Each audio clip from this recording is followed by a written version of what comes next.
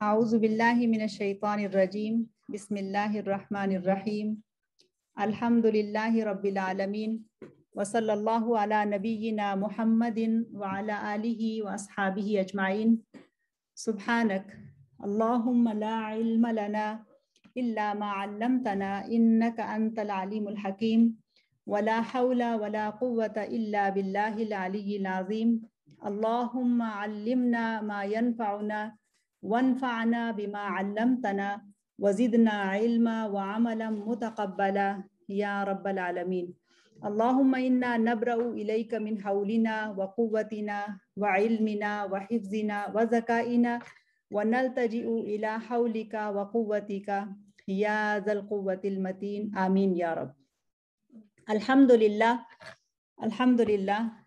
کہ ہم آج اللہ تعالیٰ کی توفیق سے یہاں پر بھی جمع ہیں اور ہمارے ساتھ بہت سارے لوگ آن لائن بھی زوم میٹنگ میں شریک ہیں، اور آج ہم فقہ الطہارہ کا پہلا سبق پڑھنے جا رہے ہیں۔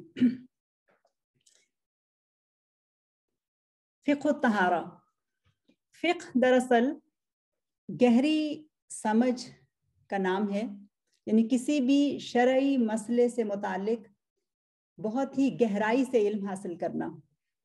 اور جیسا کہ ہم نے ابھی شروع میں ایک دعا پڑھی ہے، اللہم علمنا ما ینفعنا، اے اللہ ہمیں وہی علم دیجئے گا جو ہمارے لیے نفع مند ہو، وانفعنا بما علمتنا، اور پھر جو کچھ بھی ہم سیکھ لیں اس سے ہمیں نفع اٹھانے والا بنائیے گا، وزدنا علما، اور ہمارے علم میں اضافہ بھی فرمائیے گا۔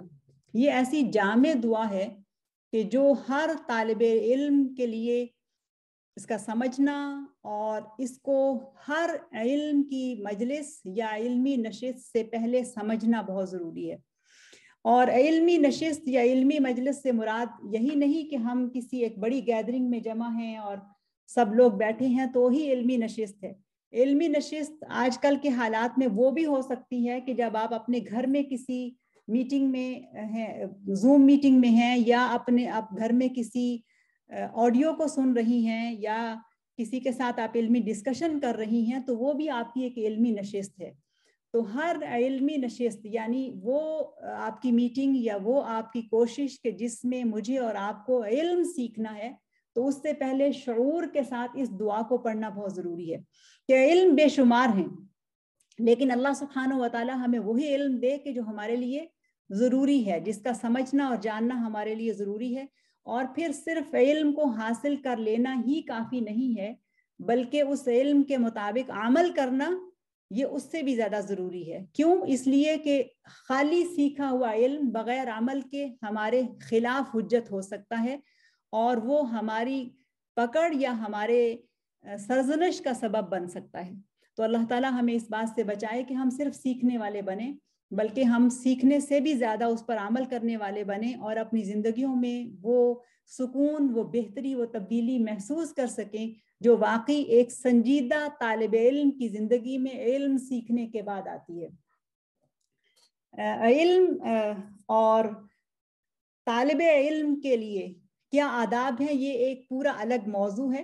انشاءاللہ زندگی رہی تو کبھی اس کو بھی ڈسکس کریں گے۔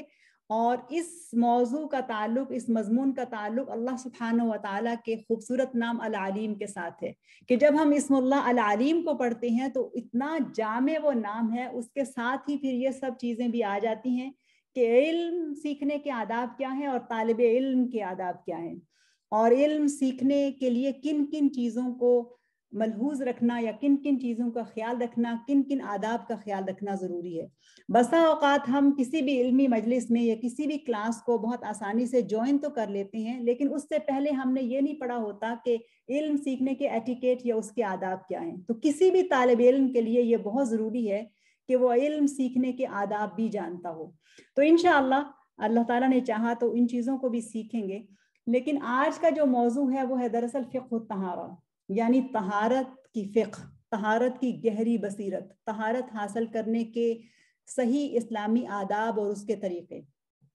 اور جب آپ میں سے کسی نے بھی یہ فلائر پڑھا یا یہ خبر آپ کو ملی کہ ہم ایک کلاس کرنے جا رہے ہیں جس کا ٹاپک ہے فقہ الطہارہ، تو آپ کے ذہن میں بھی کچھ آیا ہی ہوگا کہ ہم کیا پڑھنے جا رہے ہیں، وہاں پر کیا پڑھا جائے گا. اور جو لوگ آن لائن سن رہے ہیں انہوں نے بھی کچھ نہ کچھ سوچ سمجھ کے ہی اس کلاس کو جوائن کیا ہوگا کہ ہمیں کچھ سننے اور سیکھنے کو ملے گا. تو کیا خیال ہے، کیا سمجھ آئی ہمیں کہ ہم نے کیا سیکھنا ہے یہاں پر، یعنی کیا چیز ذہن میں آئی تھی کہ ہم کیا سیکھنے جا رہے ہیں؟ کوئی بتائے گا؟ فقہ الطہارہ سے کیا سمجھ آئی آپ کو؟ جی یعنی جو طہارت کرنے کے لیے فرض اور واجب ہیں ان کو پراپرلی سمجھنا کہ کس کے ساتھ ہماری پیورٹی ہوتی ہے، طہارت ہماری پوری ہوتی ہے، اور پھر کو چھوڑنے سے ہمیں پراپر جو ہے طہارت نہیں ہوتی. جزاک اللہ خیر. یہ ہماری ساتھی منزہ ہیں جو دبئی سے یہاں موو ہوئی ہیں، اور یہ ہماری وہاں کی کلاسز میں بھی ہمارے ساتھ تھی، تو آج ان کو یہاں دیکھ کر بہت خوشی ہو رہی ہے. جزاک اللہ خیر منزہ آپ کے یہاں آنے کا. اور کوئی کہے گا، بتائے گا، یعنی طہارت سے کیا سمجھ آتی ہے؟ پاکیزگی حاصل کرنا، اور اس کا تعلق دھونے کے ساتھ اور غسل کے ساتھ، اور ہماری یہ جو جسمانی گندگیاں یا نجاستیں یا نجاست غلیظہ ہو یا خفیفہ ہو، اس سے متعلق، یعنی ایک دم ذہن میں یہ خیال آتا ہے کہ ہم نے اپنے جسم کو کیسے صاف کرنا ہے. اور اگر ہم کسی حدث میں ہیں، یعنی ہمارے اوپر کوئی ایسی ناپاکی آ گئی ہے جس ناپاکی کو دور کرنے کے لیے ہمیں اسلامی طریقے کے مطابق وضو کرنا ہے یا غسل کرنا ہے، تو اس کو ہم کیسے کریں. تو یہی ایک تصور ہے جو ہمارے ذہن میں طہارت سے آتا ہے. اسلام کا جو طہارت کا تصور ہے وہ بہت جامع ہے، بہت ڈیپ ہے، بہت گہرا ہے. اسلام تو وہ دین ہے کہ جو ہے ہی طہارت کا دین، اور جس کی بنیاد ہی طہارت سے شروع ہوتی ہے. طہارت سے مراد دراصل نجاست، گندگی اور ناپاکی کو دور کرنا. لیکن اس نجاست، گندگی اور ناپاکی سے مراد صرف ظاہری نجاست، گندگی اور ناپاکی نہیں، بلکہ باطن کی نجاست، گندگی اور طہارت بھی مراد ہے اس سے. کیوں؟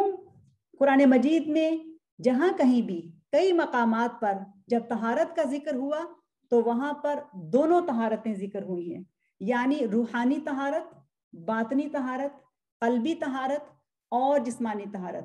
بلکہ اگر قرآن مجید کا بغور جائزہ لیا جائے تو اس میں جو شریعت ہمیں دی گئی ہے، یعنی ہماری شریعت ہمارے قرآن سے ہمیں ملتی ہے، تو قرآن نے ہمیں جو شریعت دی ہے اس میں اس شریعت کے اندر طہارت کا صرف ایک حصہ ایسا ہے کہ جو جسمانی طہارت کے بارے میں بات کرتا ہے، اور اس کے 3 حصے ایسے ہیں کہ جو ہماری باطنی اور ہماری روحانی اور ہماری قلبی طہارت کے اوپر ہیں. کہ جب تک روحانی طہارت حاصل نہیں ہوتی، جب تک باطنی طہارت حاصل نہیں ہوتی، اور جب تک ہماری قلبی طہارت حاصل نہیں ہوتی، اس وقت تک ہماری یہ ظاہری طہارت کوئی معنی نہیں رکھتی ہے. اور جب جسمانی طہارت اور روحانی طہارت اور ذہنی طہارت اور اس کے ساتھ ساتھ ہماری سوچوں کی طہارت، یہ سب طہارتیں مل کر مکمل ہوتی ہیں، تو پھر یہ سمجھ آتی ہے کہ ایسا شخص جو ان ساری طہارتوں کے ساتھ اللہ سبحانہ و تعالیٰ کے سامنے قیامت کے روز کھڑا ہوگا، اس کے لیے کامیابی کی جو نوید ہوگی یا کامیابی کی جو خوشخبری ہوگی، اس کو یوں کہا گیا ہے کہ الا من اتى اللہ بقلب سلیم. نجات یا کامیابی صرف اسی شخص کو ملے گی، مرد ہو یا عورت، جو قلب سلیم کے ساتھ آیا ہے. اور سلیم قلب کا علماء جو ترجمہ کرتے ہیں وہ بھی طہارت کا کرتے ہیں، یعنی وہ جو پیور ہارٹ کے ساتھ آتا ہے، وہ جو صاف ستھرے دل کے ساتھ اللہ سبحانہ و تعالیٰ کے سامنے پیش ہوگا، اسی کے لیے کامیابی ہوگی. تو گویا کامیابی جو اینڈ ہو رہی ہے جنت میں داخل ہونے سے پہلے، وہ بھی دراصل طہارت ہی کے اوپر بیس کرتی ہے. تو جب ہم طہارت کی بات کرتے ہیں تو ان دونوں طہارتوں کا، یعنی تو روحانی طہارت کا ذکر بھی قرآن میں موجود ہے، اور قلبی طہارت کا ذکر بھی موجود ہے، اور جسمانی طہارت کا ذکر بھی موجود ہے. اور آج ہم جب اس موضوع کو پڑھیں گے تو پوری جامعیت کے ساتھ پڑھیں گے، مکمل طہارت کو ہم پڑھیں گے. صرف یہ نہیں کہ ہم اگر ناپاک ہوں تو غسل کیسے کریں، یا ہمیں اگر پیشاب پخانہ پیش آ جاتا ہے تو ہم وضو کیسے کریں، یا نماز کے لیے وضو کیسے کرنا ہے، اپنی عبادات کے لیے کیسے کرنا ہے. صرف وہی نہیں بلکہ ایک مکمل طہارت کا تصور جو اسلام پیش کرتا ہے، ہم اسے انشاءاللہ پڑھیں گے. اور مجھے امید ہے کہ انشاءاللہ آپ پوری دلچسپی کے ساتھ اس موضوع کو پڑھیں گی، اس لیے کہ مجھے یقین ہے کہ اس سے پہلے آپ نے طہارت کا ایسا وسیع تصور شاید ہی پڑھا ہو کہ جس میں ہماری جو بنیاد ہے اس سے طہارت شروع ہو رہی ہے اور پھر ہمارے روزمرہ زندگی تک یہ چلا جا رہا ہے سلسلہ۔ تو موضوع میں داخل ہونے سے پہلے میں ایک اور چیز جو آپ کے سامنے رکھنا چاہتی ہوں وہ یہ ہے کہ اسلام ایک مکمل دین ہے، اور یہی وہ دین ہے جو دین رحمت ہے۔ اور سچی بات یہ ہے کہ جب میں یہ کہتی ہوں یا آپ لوگ جب یہ سوچیں کہ اسلام ایک مکمل دین ہے، تو میں تو جتنا اس کے اوپر سوچتی ہوں اتنا خوبصورت لگتا ہے، اتنا پیار آتا ہے، اتنا اپنے مسلمان ہونے کے اوپر فخر محسوس ہوتا ہے، اتنی سکینت دل کے اندر آتی ہے کہ الحمدللہ کہ ہم مسلمان ہیں اور ایسے جامع اور مکمل دین کے اندر ہم موجود ہیں جو کہ انتہائی آسان ہے۔ اس آسانی کے اوپر انشاءاللہ آگے چل کے بات ہوگی۔ تو ہم قرآن مجید کو اگر دیکھتے ہیں تو اس میں بھی طہارت کا ذکر اس طرح سے موجود ہے، اور جب ہم حدیث نبوی کو دیکھتے ہیں تو اس میں بھی طہارت کا ذکر موجود ہے۔ میں حدیث نبوی سے اپنی بات کو شروع کرتی ہوں، جس میں نبی صلی اللہ علیہ وسلم کی ایک حدیث کے مطابق، جس کو صحیح مسلم میں روایت کیا گیا ہے، فرمایا کہ طہارت شطر الایمان، الطہارت شطر الایمان، اور شطر کا معنی جو ہے دراصل بہت وسیع ہے۔ کچھ علماء شطر کو دراصل آدھا دین کہتے ہیں اور کچھ اس سے بھی زیادہ کہتے ہیں، یعنی طہارت جو ہے وہ دراصل دین کا آدھا یا اس سے بھی زیادہ حصہ ہے۔ اور جب تک طہارت اور مکمل طہارت کا تصور ہمارے ذہنوں میں نہیں آتا یا ہم اس کو سمجھتے نہیں ہیں، اس وقت تک ہم اپنے دین کو مکمل نہیں کر سکتے۔ بنو سلیم سے تعلق رکھنے والا ایک شخص یعنی صحابی رسول صلی اللہ علیہ وسلم، وہ کہتے ہیں کہ رسول اللہ صلی اللہ علیہ وسلم نے، حدیث کے الفاظ اس طرح سے ہیں، یا تو میری انگلیوں پر گن کر فرمایا، یا وہ یہ کہتے ہیں کہ انہوں نے اپنی انگلیوں پر گن کر فرمایا، یعنی انگلیوں کے اوپر شمار کیا، گنا، اور پھر مجھے یہ بتایا۔ نبی صلی اللہ علیہ وسلم نے فرمایا کہ التسبیح نصف المیزان، التسبیح نصف المیزان۔ لفظوں کے اوپر غور کیجئے گا، تسبیح یعنی اللہ سبحانہ و تعالیٰ کی تسبیح بیان کرنا، یہ میزان کا نصف ہے۔ یعنی میزان کیا ہے؟ میزان وہ کہ وَوَضَعَ الْمِيزَانَ، یعنی اللہ سبحانہ و تعالیٰ نے ایک میزان مقرر کر رکھی ہے، جس کا ذکر قرآن مجید میں بھی موجود ہے، اور وہی میزان ہے جس کے اوپر انسانی اعمال بھی تولے جائیں گے اور انسانی نیتیں بھی تولی جائیں گی، اور خود انسان کا بھی وزن ہوگا، خود انسان بھی تولے جائیں گے۔ تو وہ میزان جو ہے اس کو بھر دینے والی چیز دراصل تسبیح نصف المیزان ہے۔ والحمد یملؤہ، اور تسبیح کے ساتھ اگر حمد ہو تو پھر وہ اس کو بھر دیتی ہے، یعنی میزان کو مکمل کر دیتی ہے۔ اور والتکبیر یملأ ما بین السماء والارض، اور اللہ اکبر کہنا یعنی سبحان اللہ کہنا نصف المیزان ہے، الحمدللہ کہنا اس کو مکمل کر دیتا ہے، اور اللہ اکبر کہنا زمین و آسمان کے درمیان جتنی بھی فضا ہے اس سب کو بھر دیتا ہے۔ اور پھر آگے فرمایا، اور گنتے جا رہے تھے اپنے ہاتھ کے اوپر، ان پوروں کے اوپر گنتے جا رہے تھے، اور پھر فرمایا والصوم نصف الصبر، روزہ نصف صبر ہے، اور پھر آخری بات فرمائی اور اس کے اوپر زور دیا والطہور نصف الایمان، اور طہارت نصف ایمان ہے، آدھا ایمان طہارت سے ہے۔ اور جیسا کہ آپ سب کو معلوم ہے کہ طہارت کے بغیر ایمان مکمل نہیں ہو سکتا، اور باطن کی طہارت کے لیے ظاہر کی طہارت لازم ہے۔ یہ جملہ بہت اہم ہے، باطن کی طہارت کے لیے ظاہر کی طہارت بہت اہم ہے، اور ظاہر کی طہارت کے لیے باطن کی طہارت بہت اہم ہے۔ اگر کوئی انسان یہ کہے کہ مجھے باطنی طہارت حاصل ہے، جو کہ ابھی میں آپ کو بتاتی ہوں باطنی طہارت کون سی ہے، لیکن مجھے ظاہر کی طہارت سے کوئی تعلق نہیں ہے، میرے لیے باطن کی طہارت بہت کافی ہے، اور ظاہر کی طہارت سے کوئی تعلق نہیں ہے، تو وہ طاہر نہیں ہو سکتا، پاکیزہ نہیں ہو سکتا۔ اور اگر کوئی شخص یہ سمجھتا ہے کہ میری ظاہر کی طہارت تو ہے لیکن باطن کی طہارت اس کی کوئی ضرورت نہیں ہے، کوئی مسئلہ نہیں ہے، تو بھی وہ بات مکمل نہیں ہو سکتی۔ کیوں کہ ظاہر اور باطن دونوں کی طہارت ہونا دراصل ایمان کی تکمیل ہے۔ اور آپ سب کو معلوم ہے کہ اسلام میں داخل ہونے کے لیے اور کلمہ طیبہ پڑھنے کے لیے اس سے پہلے یعنی کلمہ طیبہ پڑھنے سے پہلے بھی کون سی چیز لازم ہے؟ اگرچہ کسی انسان نے ابھی کلمہ پڑھ کر اسلام کا اعلان نہیں کیا ہے، طہارت کے اوپر بیس کرتا ہے، یعنی نیت بعد میں آئے گی، طہارت ہے۔ آپ کو وہ واقعہ یاد ہے کہ جب سیدنا عمر رضی اللہ عنہ نے جب انہوں نے اسلام قبول کیا اور انہوں نے پھر اپنے بہنوئی سعید سے کہا کہ مجھے وہ دکھائیے اوراق جن کو آپ پڑھ رہے تھے، سورہ طٰہٰ کے اوراق تھے، تو انہوں نے ان کو وہ اوراق تھمانے سے انکار کر دیا۔ انہوں نے ان سے کہا کہ اگر آپ واقعی ان اوراق کو لینا چاہتے ہیں اور آپ اسلام قبول کرنا چاہتے ہیں تو آپ جائیے پہلے غسل کر کے آئیے۔ اگرچہ وہ بھی مسلمان نہیں ہوئے تھے لیکن اس سے پہلے کون سی چیز ہے؟ غسل ہے، یعنی باطن کی طہارت حاصل کرنے کے ساتھ ظاہر کی طہارت موجود ہے، اور جب تک وہ ظاہر کی طہارت نہیں کوئی شخص لیتا ہے اس وقت تک وہ باطن کی طہارت نہیں لے سکتا ہے کہ وضو کرے، غسل کرے اور اس کے بعد پھر وہ کلمہ پڑھے، کلمہ طیبہ پڑھے گا تو اسلام میں داخل ہوگا۔ تو آپ سمجھ رہی ہیں کتنا گہرا تعلق ہے ان دونوں چیزوں کا آپس میں۔ پھر اسی طرح سے اگر کوئی شخص کہتا ہے کہ میرا عقیدہ درست ہو گیا، میرا اللہ تعالیٰ کے اوپر ایمان درست ہو گیا، مانتا ہوں نماز بھی ہے، مانتا ہوں روزہ، زکوٰۃ، فرض، جب جو کچھ جو فرائض ہیں وہ سب ہیں، لیکن جسم کی طہارت میں اس سے بے نیاز ہوں۔ اگر مجھے پیشاب پخانا آتا ہے تو آتا ہے، کوئی مسئلہ نہیں ہے۔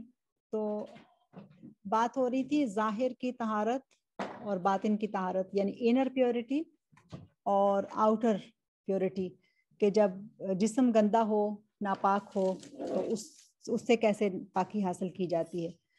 تو جیسا کہ میں آپ کے سامنے یہ بات کر رہی تھی کہ ظاہر کی طہارت اور باطن کی طہارت دونوں ساتھ ساتھ چلتی ہیں اور دونوں ہی اہم ہیں۔ اور اگر آپ غور کریں تو یہ بات سمجھ میں آئے گی کہ ایک انسان جس کو اللہ تعالیٰ نے پیدا کیا نا، اور طہارت کا سبق جو ہے پیدائش کے ساتھ ہی شروع ہو جاتا ہے۔ بچے کو سب سے پہلے غسل دیا جاتا ہے، اس کی طہارت، اس کی جسمانی طہارت کا اہتمام کیا جاتا ہے۔ پھر جیسے جیسے کوئی انسان بڑا ہوتا چلا جاتا ہے تو اس کے سر سے لے کے اس کے پاؤں کے ناخنوں تک، غور کیجئے گا ذرا اس بات پہ، سر کے بالوں سے لے کے پاؤں کے ناخنوں تک، اندر سے بھی اور باہر سے بھی طہارت کا ایک پورا جامع تصور اور حکم اسلام کے اندر موجود ہے، سر سے لے کے پاؤں تک۔ اور عجب دین ہے یہ کہ وہ نہ صرف باطن کی طہارت پہ زور دیتا ہے بلکہ اتنا ہی ظاہر کی طہارت کے اوپر بھی زور دیتا ہے۔ اگر کوئی شخص نماز کو تو مانتا ہے اور کہتا ہے کہ میں نماز تو باقاعدگی سے پڑھوں گی، لیکن وہ کہتی ہے کہ بس یہ وضو ایک خامخواہ کا تکلف ہے، کوئی ضرورت نہیں ہے وضو کرنے کی، بس نماز ادا کر لو، تو کیا اس کی نماز ویلڈ ہوگی؟ ہرگز نہیں ہو سکتی ہے۔ تو اسی طرح سے یہ ظاہر اور باطن کی طہارت کا ایک جامع تصور اسلام پیش کرتا ہے۔ اچھا، عجب بات نہیں ہے کیا کہ مشرکوں کو اللہ سبحانہ و تعالیٰ نے نجس بولا ہے، مشرکین کو نجس کہا گیا ہے۔ نجس کا لفظ مطلب کیا ہے؟ نجس دراصل گندگی اور غلاظت کو کہتے ہیں۔ مثلا پیشاب نجس ہے، خون نجس ہے، پخانہ نجس ہے، مردار نجس ہے۔ تو یہ نجاستیں ہیں، یعنی گندگیاں ہیں، غلاظتیں ہیں جو ان کو ظاہر سے ہم دیکھ سکتے ہیں، اور کچھ ایسے نجس ہوتے ہیں جو دیکھے نہیں جا سکتے لیکن محسوس کیے جا سکتے ہیں۔ تو مشرکوں کو کے لیے کہا گیا کہ انما المشرکون نجس، مشرک نجس ہیں، ناپاک ہیں۔ کیا چیز؟ یعنی ان کے اندر عقیدے کی طہارت موجود نہیں ہے، ان کا عقیدہ گندا ہے، وہ اللہ تعالیٰ کے ساتھ شرک کرتے ہیں، اور عقیدے کی گندگی بھی دراصل نجاست ہے، اور اگر عقیدہ پاکیزہ ہوتا ہے تو دراصل وہ عقیدے کی طہارت ہے۔ تو اتنا جامع تصور اسلام طہارت کا پیش کرتا ہے۔ اب اگر ہم اسی سے لیں کہ طہارت کی اقسام کتنی ہیں، تو اس میں سب سے پہلی جو قسم ہے وہ دراصل عقیدے کی طہارت ہے، کہ کسی بھی انسان کا یہ عقیدہ ہونا کہ اللہ سبحانہ و تعالیٰ ایک ہے، نہ اس کو کسی نے پیدا کیا اور نہ اس نے کسی کو پیدا کیا، اور وہ اس کا کوئی شریک نہیں ہے، اور کسی بھی طرح کے شرک کو اس سے منسوب نہ کرنا، کسی بھی طرح کے شرک کو اس کے ساتھ ایسوسیٹ نہ کرنا، یہ دراصل عقیدے کی طہارت ہے۔ اب اگر کوئی شخص عقیدے کو درست کر لیتا ہے اور اب ایک اللہ سبحانہ و تعالیٰ کے اوپر ایمان لے آتا ہے، اور پھر اس کے ملائکہ کے اوپر اور اس کی کتابوں کے اوپر اور اس کے رسولوں کے اوپر اور قیامت کے دن کے اوپر وہ ایمان لے آتا ہے، اور تقدیر کے اوپر ایمان لے آتا ہے کہ خیر اور شر جو کچھ بھی ہے وہ اللہ سبحانہ و تعالیٰ کے حکم سے ہے، تو وہ اپنے عقیدے کی اصلاح کر لیتا ہے۔ لیکن بہت بدقسمتی سے کہ ہم مسلمان ہوتے ہوئے بھی عقائد کے اور نظریات کی جو غلاظتیں اور گندگیاں ہیں ان میں غیر محسوس طریقے سے ملوث ہیں۔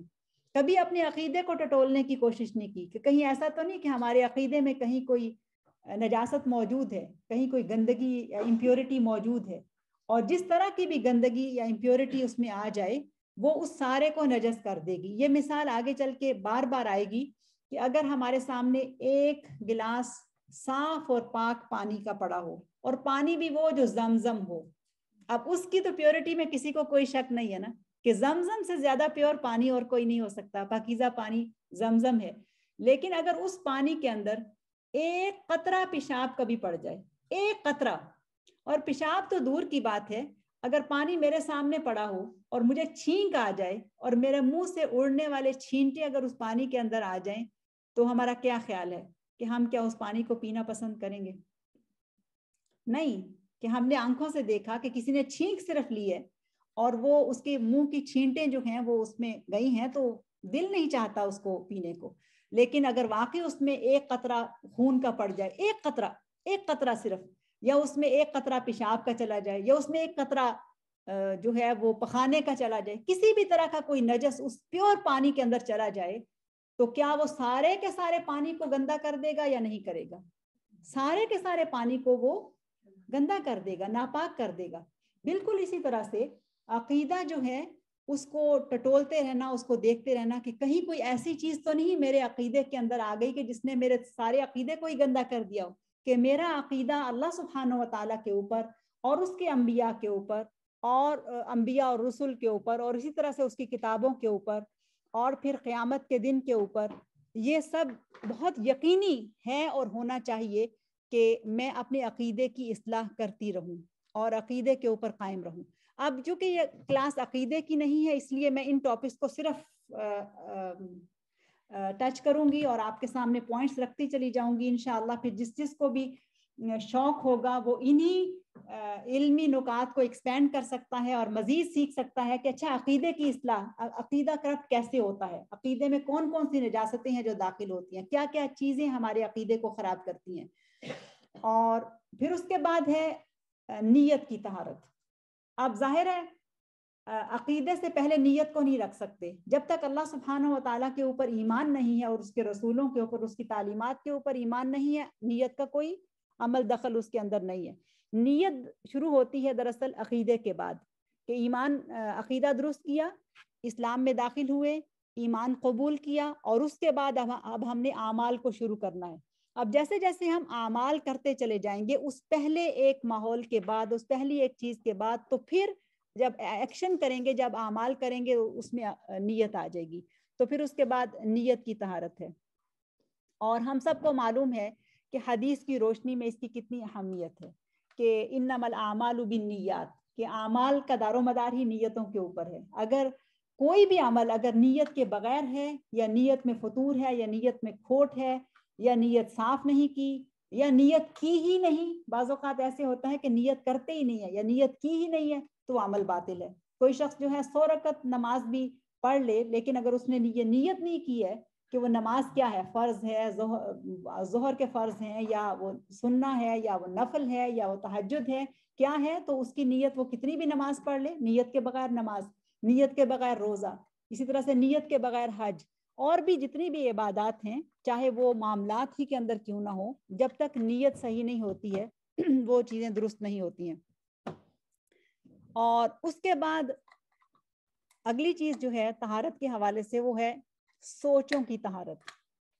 میں نے آپ سے عرض کیا نا کہ یہاں سے شروع ہونا ہے اور نیچے تک جانا ہے، پاؤں کے ناخنوں تک جانا ہے، کہ یہاں سے ہم نے شروع کرنا ہے عقیدہ، اور عقیدے کے بعد پھر نیت، ایکشن جب شروع ہوں گے تو اس کے بعد پھر سوچوں کی طہارت. سوچوں کی طہارت کتنی ضروری ہے؟ سوچوں کی طہارت دراصل بندے کا اللہ سبحانہ و تعالیٰ کے ساتھ ایک تعلق ہے, اور یہ دراصل اللہ سبحانہ و تعالیٰ سے حیا ہے, اس لیے کہ سوچ کو اللہ سبحانہ و تعالیٰ نے ایسی ایک عجیب چیز بنایا ہے کہ جو انسان اور رب کے درمیان ہے, کوئی دوسرا اس کو نہیں جانتا. کوئی میرے پہلو میں بیٹھا ہو, کتنا ہی مجھے محبوب کیوں نہ ہو, جب تک میں اپنی سوچ کو اپنی زبان پر نہیں لاؤں گی وہ نہیں جان سکتی کہ میں کیا سوچ رہی ہوں. کسی کو نہیں معلوم, کوئی کتنا بھی قریب کیوں نہ ہے, میں کیا سوچ رہی ہوں کسی دوسرے کو نہیں علم, لیکن ایک ہستی ایسی ہے کہ جو میری سوچوں سے واقف ہے, اور وہ ہے اللہ سبحانہ و تعالیٰ. اللہ تعالیٰ کو معلوم ہے کہ میں کیا سوچ رہی ہوں, کس طرح کی سوچیں میرے ذہن میں آ رہی ہیں. اور عبداللہ ابن مسعود رضی اللہ عنہ کی ایک بہت ہی خوبصورت حدیث ہے, اس میں انہوں نے فرمایا کہ استحیوا من اللہ حق الحیاء, اللہ سبحانہ و تعالیٰ سے ایسا حیا کرو جیسا کہ اس سے حیا کرنے کا حق ہے. تو صحابہ رضوان اللہ علیہم اجمعین نے بہت تعجب سے کہا کہ اللہ کے رسول صلی اللہ علیہ وسلم, یا رسول اللہ ہم تو اللہ تعالیٰ سے حیا کرتے ہیں اور اس پر ہم اللہ تعالیٰ کا شکر بھی ادا کرتے ہیں. تو رسول اللہ صلی اللہ علیہ وسلم نے فرمایا حیا کا یہ حق نہیں جو تم سمجھ رہے ہو, یعنی تم میری بات کو صحیح سمجھے نہیں ہو, بات کچھ اور ہے. وہ اس طرح سے ہے, اللہ سے حیا یہ ہے کہ تم اپنے سر اور اس میں آنے والی جتنی بھی چیزیں ہیں ان سب کی حفاظت کرو. یہ ہے اللہ تعالیٰ سے حیا, یعنی اپنی سوچوں کی حفاظت کرو. حدیث کا اگلا حصہ ہے پیٹ اور اس کے اندر جو چیزیں ہیں ان کی بھی حفاظت کرو. اور پھر فرمایا کہ موت اور ہڈیوں کے سڑ جانے کو یاد رکھو, اور جو آخرت کا طلبگار ہوگا وہ دنیا کی زینت کو ترک کر دے گا, اور جس نے ایسا کیا حقیقت میں اس نے اللہ سبحانہ و تعالیٰ سے حیا کیا جیسا کہ اس سے حیا کرنے کا حق ہے. یہ ترمذی کی حدیث تھی جو میں نے آپ کے سامنے رکھی ہے. اب سر اور اس سے متعلق چیزوں سے کیا مراد ہے؟ تو سر اور اس سے متعلق چیزوں یعنی اس میں انسان حیا, اس میں سب سے پہلا دراصل اللہ وحدہ لا شریک کے علاوہ اپنے سر کو کسی اور کے سامنے نہ جھکائے. ایک حق اس کا یہ ہے جو علماء نے لکھا ہے اور بتایا ہے. اور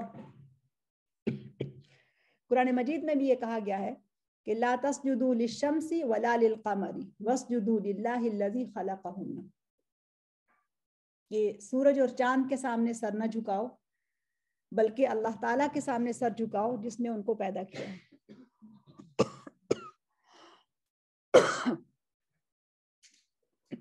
پانی ہوگا تھوڑا سا.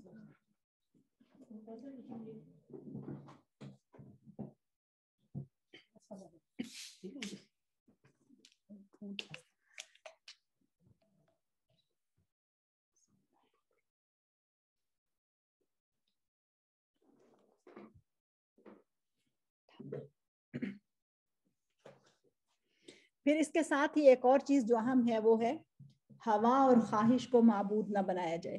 یہ بھی بہت اہم ٹاپک ہے کہ ہم سمجھتے ہیں بعض اوقات صرف یعنی ایک اللہ کے لیے ہم سجدہ کرتے ہیں, ہم تو کسی قبر کو کسی اور کو سجدہ نہیں کرتے ہیں, لیکن غیر محسوس طریقے سے انسان کی ہوا اور خواہش وہ بھی معبود بن جاتی ہے اور انسان اس کے سامنے جھک جاتا ہے. اس میں بھی بہت ساری تفصیل ہے لیکن آگے چلتے ہیں. پھر سوچوں کو پاکیزہ اور طاہر بنانے کے لیے اللہ تعالیٰ کی ذات کے اوپر امید اور اس کا خوف, یہ دو چیزیں بہت اہم ہیں. امید اور خوف, جتنا اللہ سبحانہ و تعالیٰ کی ذات کے اوپر کے ساتھ امید رکھی جائے اور اس کا خوف رکھا جائے اور مایوسی سے بچا جائے اور ہر حال میں اللہ تعالیٰ سے اچھی امید رکھی جائے, تکبر سے سر کو نہ اٹھایا جائے. اسی طرح سے سر اور اس کے ساتھ کی چیزیں, حدیث یہ کہہ رہی ہے نا, تو سر سے جڑے ہوئے جو اعضاء ہیں یعنی سر کے اندر آنکھیں بھی ہیں, سر کے اندر کان بھی ہیں, اسی طرح سے زبان بھی ہے, ناک بھی ہے, تو ان سب کی طہارت کا اہتمام کرنا یہ ہے دراصل اللہ سبحانہ و تعالیٰ کا صحیح حیا. اور اسی طرح سے ان اعضاء کی طہارت بھی اس کے اندر ہے, یعنی ان کو بھی پاکیزہ کیے بغیر ہم طہارت کے مکمل تصور کو سمجھ نہیں سکتے. آنکھوں کو حرام دیکھنے سے روکنا, اور اگر آنکھیں جو ہیں وہ حرام دیکھنے کی عادی ہو چکی ہیں یا حرام دیکھنے میں لذت محسوس کرتی ہیں تو پھر جسم چاہے کتنا بھی طاہر کیوں نہ ہو غسل پہ غسل کرتے چلے جائیں اور وضو پہ وضو کر لیں، لیکن آنکھوں کو اگر طہارت حاصل نہیں ہے تو پھر بہت مشکل ہے۔ اس پہ بھی سوچنے کی ضرورت ہے کہ کیا آنکھیں ہماری تنہائی کے اندر کوئی ایسے مناظر تو نہیں دیکھ رہی ہیں کہ جو طاہر نہیں ہیں؟ کیا ہماری آنکھیں طاہر ہیں؟ یہ ہر ایک اپنے آپ سے پوچھے، اس پر تھوڑی سی آگے چل کے بات آئے گی۔ پھر اسی طرح سے زبان، یہ آفات اللسان میں سب سے زیادہ ہے۔ آفات اللسان تو بہت ہی زیادہ ہیں، کہنے کو ایک معمولی سا ٹکڑا ہے، لیکن کیا میری زبان طاہر ہے؟ کیا میں اپنی زبان کو وضو کراتی ہوں؟ کیا میں نے کبھی اپنی زبان کا بھی غسل کیا جیسے کبھی میں اپنے جسم کا غسل کرتی ہوں یا جسم کو دھوتی ہوں؟ تو زبان کی نجاستوں اور زبان کی غلاظتوں سے اپنے آپ کو بچانا یہ بھی دراصل طہارت کا ایک اہم حصہ ہے۔ پھر حدیث کے اگلے حصے میں پیٹ اور پیٹ سے منسلک اعضاء کے بارے میں اہل علم یہ کہتے ہیں کہ پیٹ اور اس سے منسلک اعضاء میں دل، معدہ، شرمگاہ، ٹانگیں، ہاتھ اور پیر، یہ اہل علم نے اس کی تشریح کی ہے، یعنی یہ سارے جو اعضاء ہیں وہ اس کے ساتھ آ جاتے ہیں۔ سوچ کی طہارت کا اہتمام نہ کیا جائے تو دلوں کی بیماریوں کا چمٹ جانا یہ یقینی ہے، یعنی جو ڈیزیزز آف ہارٹ ہیں وہ لازم ہیں کہ جب تک سوچ پیور نہیں ہوتی ہے دل بیمار ہو کے رہتا ہے، لیکن جب سوچ پاکیزہ ہوتی چلی جاتی ہے تو دل بھی پاکیزہ اور طاہر ہوتا چلا جاتا ہے۔ اب بعض اوقات انسان سوچتا ہے کہ یہ جو امراض القلوب ہیں یعنی دل کی بیماریاں ہیں اس میں تکبر ہے، حسد ہے، بغض ہے، کینہ ہے، تو یہ سارا یہ کوئی اور ہی ہوتا ہوگا جو تکبر میں مبتلا ہوتا ہوگا، اور تکبر کے لیے تو خاص طور پر ہمیں لگتا ہے کہ یہ تو جو وقت کے فرعون ہیں یا جابر ہیں وہی تکبر کرتے ہیں، جبکہ میرے اندر جو ایک چھوٹی سی متکبرہ بیٹھی ہوئی ہے اس کو میں پہچانتی ہی نہیں ہوں کہ میں کس کس انداز میں تکبر کرتی ہوں، کس طرح سے تکبر گھر کے اندر ہی، گھر کی چار دیواری کے اندر اپنے ہی رشتہ داروں کے ساتھ، اپنے ہی اپنوں کے ساتھ ملتے جلتے معاملات کرتے ہوئے کس طرح سے تکبر آ جاتا ہے اور انسان طاہر نہیں رہتا ہے۔ اسی طرح سے حسد، اس کے اوپر بھی سوچیں، کیا میں حسد سے طاہرہ ہوں؟ اور کس طرح سے حسد جو ہے وہ، حسد تو ایسی برائی ہے کہ جو ایسے ہمارے اندر گھر بنا کے بیٹھی ہوئی ہے کہ ہم غیر شعوری طور پر اپنی نیکیوں کو جلاتے رہتے ہیں، نیکیاں کماتے بھی ہیں اور پھر ساتھ ہی ساتھ دوسرے ہاتھوں سے نیکیوں کو جلاتے بھی رہتے ہیں، اس لیے کہ حسد نیکیوں کو اس طرح کھا جاتا ہے جس طرح سے آگ ایندھن کو، کما یأکل النار الحطب، جیسے آگ ایندھن کو کھا جاتی ہے، خشک ایندھن کو کھا جاتی ہے، ایسے حسد نیکیوں کو کھا جاتا ہے۔ اور انسان، آج کا انسان گویا حسد کے بھڑکتے ہوئے تندور کے کنارے پر بیٹھا ہوا ہے، اتنا حسد ہے اور اس حسد نے اتنی تباہی مچا رکھی ہے کہ انسان بے سکون ہے۔ یعنی میں کسی دوسرے انسان کی بات نہیں کر رہی، میں اپنی بات کر رہی ہوں، ہم سب کی بات کر رہی ہوں، ہم اپنے آپ سے مخاطب ہیں کہ ہم اپنا جائزہ لیں کہ کس طرح سے نہ کسی کی خوشی ہم سے برداشت ہوتی ہے، نہ کسی کی کوئی آسائش ہم سے دیکھی جاتی ہے۔ عجب حالات ہیں کہ ہم بس حسد کی بیماری میں اس طرح سے مبتلا ہیں کہ اندر ہی اندر جل کر راکھ بن چکے ہوئے ہیں اور ہمیں اس کا احساس ہی نہیں ہے، جبکہ یہ طہارت یہ بھی بہت ضروری ہے اور اس کا بھی تعلق سوچوں کی طہارت کے ساتھ ہے۔ پھر اسی طرح سے اگر ہم یہ سوچیں کہ واقعی سوچوں کی طہارت کو کس طرح سے حاصل کیا جا سکتا ہے، تو ایک بہت ہی عظیم عالم گزرے ہیں سفیان الثوری رحمہ اللہ تعالی، وہ کہتے ہیں کہ اگر کسی بھی انسان کو سوچوں کی طہارت حاصل کرنی ہو تو اس کے لیے سب سے پہلی بنیادی چیز اللہ کا تقوی ہے، کہ جتنا زیادہ اللہ تعالیٰ کا تقوی ہوگا اتنا ہی زیادہ سوچوں کو طہارت حاصل ہوگی۔ نمبر 2 انہوں نے لکھا ہے کہ اللہ تعالیٰ کا ذکر یعنی تسبیحات، اور وہ بھی شعور کے ساتھ، لاشعوری طور پر نہیں، قرآن پر تدبر، اور اس کے بعد انہوں نے لکھا ہے چوتھی چیز جو اولیاء اللہ اور صالحین کی صحبت، یعنی جب انسان اچھے ماحول میں بیٹھے گا، اچھے لوگوں کے ساتھ دوستی لگائے گا اور تو اچھی ہی چیز سیکھ کے اٹھے گا تو اس کی سوچیں طاہر ہوں گی، لیکن اگر بری کمپنی ہوگی، بری دوستی ہوگی تو اس کی سوچیں بھی ایسے ہی کرپٹ ہوتی چلی جائیں گی۔ اور اس کے بعد پھر زبان کی طہارت کی بات آتی ہے. تو سوچ جس قدر گندی ہوتی ہے زبان بھی اتنی ہی گندی ہوتی چلی جاتی ہے, اور سوچ جس قدر صاف پاکیزہ اور طاہر ہوتی ہے زبان بھی اتنی ہی پاکیزہ صاف اور طاہر ہوتی چلی جاتی ہے. یہ سوچ جو ہے یہ بہت ہی عجب چیز ہے, اور یہ پورے انسان کو کنٹرول کرتی ہے, ہر چیز کو کنٹرول کرتی ہے. اور اسی طرح سے اگر سوچ پاکیزہ نہیں ہے تو پھر زبان بھی پاکیزہ نہیں ہے, اور اگر زبان پاکیزہ نہیں ہے تو پھر کیا غیبت کرنے والی زبان طاہر ہو سکتی ہے؟ کیا جھوٹ بولنے والی زبان طاہر ہو سکتی ہے؟ کیا چغلی کھانے والی, نمیمہ کرنے والی زبان طاہر ہو سکتی ہے؟ تو اگر اس زبان کو تو وضو کرا لیا اور ایک وضو کرتے ہوئے 3 دفعہ کلی کر لی, لیکن زبان تو ناپاک ہی رہی, اس کی طہارت کا تو ہم نے اہتمام ہی نہیں کیا. تو طہارت کا جو مکمل ایک کانسیپٹ ہے اس کو ہم نے سمجھا ہی نہیں ہے.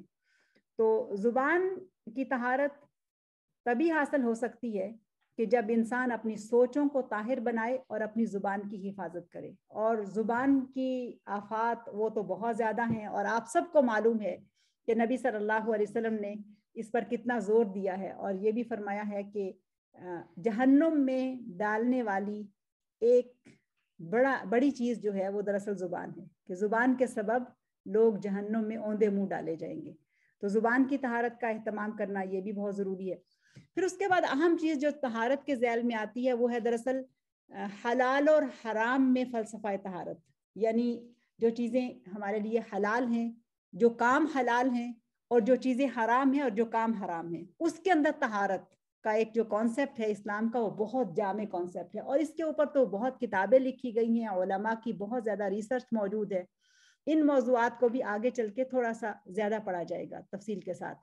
لیکن ہم یہاں یہ بات سمجھ لیں کہ اگر کوئی انسان بہت ہی اچھی طہارت حاصل کر کے, مثلا اس کا غسل بھی موجود ہے, اس کا وضو بھی موجود ہے, اور اس کے بعد وہ اللہ تعالیٰ کے سامنے ہاتھ اٹھاتا ہے, اور نہ صرف یہ کہ وہ ہاتھ اٹھاتا ہے کسی عام جگہ پہ, بلکہ وہ کعبۃ اللہ میں بھی پہنچ کے جا کے ہاتھ اٹھاتا ہے اور دعا مانگتا ہے, لیکن اگر اس کا کھانا حلال نہیں ہے اور اس کا لباس حلال نہیں ہے اور اس کے جسم کو حلال سے غذا نہیں دی گئی ہے, تو کیسے اس کی دعا قبول ہو سکتی ہے؟ ہم سب کو معلوم ہے یہ والی بات. حدیث کی روشنی میں نے آپ کو یہ بتایا کہ اس میں کوئی شک ہی نہیں ہے کہ جب تک انسان اپنے جسم اور اس کو دی جانے والی غذا کو پاکیزہ اور حلال نہیں کرے گا, اور جب تک انسان اپنے لباس کو حلال پاکیزہ اور طاہر نہیں بنائے گا, اس وقت تک اس کی دعا قبول نہیں ہوگی.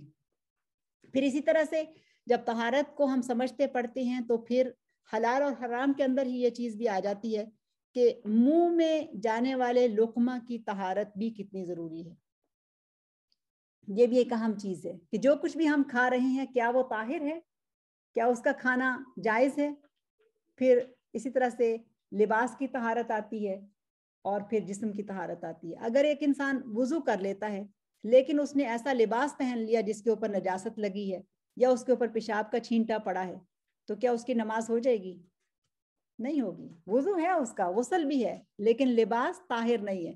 تو لباس طاہر یعنی ایک تو اس کے اوپر نجاست لگی ہے, دوسرا طہارت کا تصور لباس کے معاملے میں کہ کیا وہ لباس حلال مال سے خریدا گیا ہے, اور کیا وہ لباس دراصل جس طرح سے سیا گیا ہے کیا وہ پردے والا بھی ہے یا نہیں ہے. یہ سب چیزیں اس کے اندر آ جائیں گی. اگر لباس ایسا ہے کہ جو پہن کے بھی انسان بے پردہ ہو رہا ہے تو پھر وہ لباس طاہر نہیں ہو سکتا. اور جب آپ اہل علم کے واقعات پڑھتی ہیں تو پتہ چلتا ہے کہ علماء کے بارے میں کہ وہ کسی ایسے انسان سے اپنا لباس نہیں سلوایا کرتے تھے کہ جو نمازی اور متقی نہیں ہوتا تھا. اس حد تک اہتمام آتا ہے کہ وہ اس انسان کے ہاتھ کا سلا ہوا لباس نہیں پہنتے تھے کہ جو متقی نہیں ہوتا تھا. تو جس انسان کا اتنا یہ احساس ہو, خیال ہو کہ وہ لباس کے معاملے میں, خوراک کے معاملے میں اور اس کے معاملے میں تو وہ اور بھی زیادہ کیئرفل ہوگا. تو تبھی تو اللہ سبحانہ و تعالیٰ نے ان کی زندگیوں میں اتنی برکت عطا فرمائی اور ان کی کوششوں کو اتنا قبول کیا کہ آج بھی ہم ان سے علم سیکھتے ہیں اور ان سے فیض حاصل کر رہے ہیں. پھر اگلا ایک نقطہ جو طہارت کے ایک جامع تصور کو سمجھنے سے پہلے سمجھنا اہم ہے وہ ہے دراصل کہ انسان کی زندگی میں دین یا مذہب کی کیا اہمیت ہے. یہ چیز بہت اہم ہے. کہ بعض اوقات ہم کچھ چیزیں کر رہے ہوتے ہیں لیکن غیر شعوری طور پر کر رہے ہوتے ہیں، شعوری طور پر نہیں کر رہے ہوتے. اور بعض اوقات ہم نے دین کو اس طرح سے سمجھا یا لیا ہوتا ہے کہ جو آسان لگے اس کو کر لو، اور جہاں کہیں نفس کے اوپر چوٹ پڑی یا کہیں خواہش کوئی قربان کرنی پڑی یا کسی طرح کی کوئی مشکل آ گئی یا کوئی رسم تھی جو چلی آ رہی تھی اس کے خلاف ہمیں کرنا پڑ گیا، تو پھر کیا ہے کہ انسان کنارے لگ کے کھڑا ہو جاتا ہے.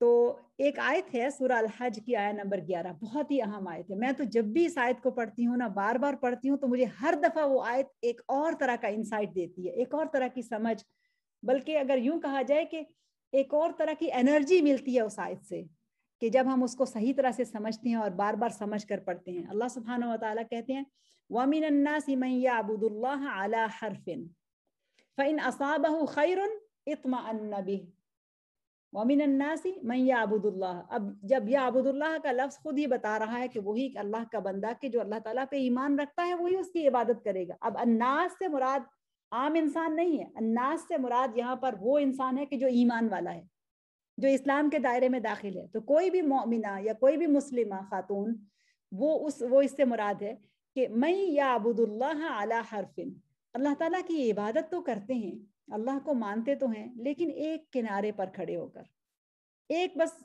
بس ایج پہ کھڑے ہیں. اب کیا ہوتا ہے کہ فَإِنْ أَصَابَهُ خَيْرٌ اطْمَأَنَّ بِهِ، اگر ان کو بھلائیاں ہی ملتی چلی جاتی ہیں نا تو بہت مطمئن رہتے ہیں کہ بس سب خیر ہے، سب کچھ ٹھیک ٹھاک ہے، کوئی آزمائش نہیں، بس الحمدللہ راحت ہے، آرام ہے، سکون ہے، تو بس ٹھیک ہے، وہ مطمئن ہے اسلام کے اوپر. وَإِنْ أَصَابَتْهُ فِتْنَةٌ انقلب عَلَى وَجْهِهِ، لیکن جیسے ہی کوئی آزمائش آتی ہے تو پھر کیا ہوتا ہے، وہ فوراً اپنی پیٹھ پھیر لیتے ہیں اور اب ان کو دین مشکل لگنے لگ جاتا ہے. اب ان کو اللہ کا کہا یا اللہ تعالیٰ کا حکم ماننا یا نبی صلی اللہ علیہ وسلم کا کوئی حکم پتہ چلتا ہے تو نہیں جی یہ تو ہو ہی نہیں سکتا، یہ تو پتہ نہیں کسی اور زمانے کی باتیں ہوں گی، آج کل اس دور میں بھی یہ ہو سکتا ہے، آج کل بھی اس پہ کوئی عمل ہو سکتا ہے، نہیں یہ نہیں ہو سکتا. تو وہ عبادت کرتے ہیں اللہ تعالیٰ کی یا اسلام کے اوپر اگر قائم رہتے ہیں تو ایک کنارے پر کھڑے ہو کر، اگر خیر ہے نفس کے مطابق یا چیزیں چلتی چلی جا رہی ہیں تو بس چلتا چلا جا رہا ہے. اس آیت کو آپ سب زبانی یاد کر لیجئے اور اگر اس کا ترجمہ آپ سمجھ کر پڑھیں گی ہر دفعہ یہ آیت آپ کو ایک اور، بلکہ کبھی کبھی ایسے لگتا ہے کہ ہر مشکل، جب زندگی میں جو مشکلات آتی ہیں نا، یہ آیت سامنے آ کے بتا دیتی ہے کہ اب تمہارے لیے راستہ کون سا ہے. وَمِنَ النَّاسِ مَن يَعْبُدُ اللَّهَ عَلَى حَرْفٍ إِنْ أَصَابَهُ خَيْرٌ اطْمَأَنَّ بِهِ، اطمینان محسوس کرتی ہے اپنے دل میں. لیکن جب فتنہ آتا ہے، آزمائش آتی ہے، جب نفس کے اوپر چوٹ پڑتی ہے تو پھر انسان جو ہے وہ الٹے پاؤں پھر جاتا ہے، پھر تو سب رسمیں بھی یاد آ جاتی ہیں اور سب طرح کے کام جو ہیں انسان کو یاد آ جاتے ہیں، پھر بہت مشکلات سامنے آتی ہیں. اب اس کے بعد اللہ سبحانہ و تعالیٰ کیا کہتے ہیں اس انسان کے لیے، خسر الدنیا والآخرہ. بہت بڑی بات ہے، خسر الدنیا والآخرہ، دنیا بھی اس کی گئی اور آخرت بھی گئی.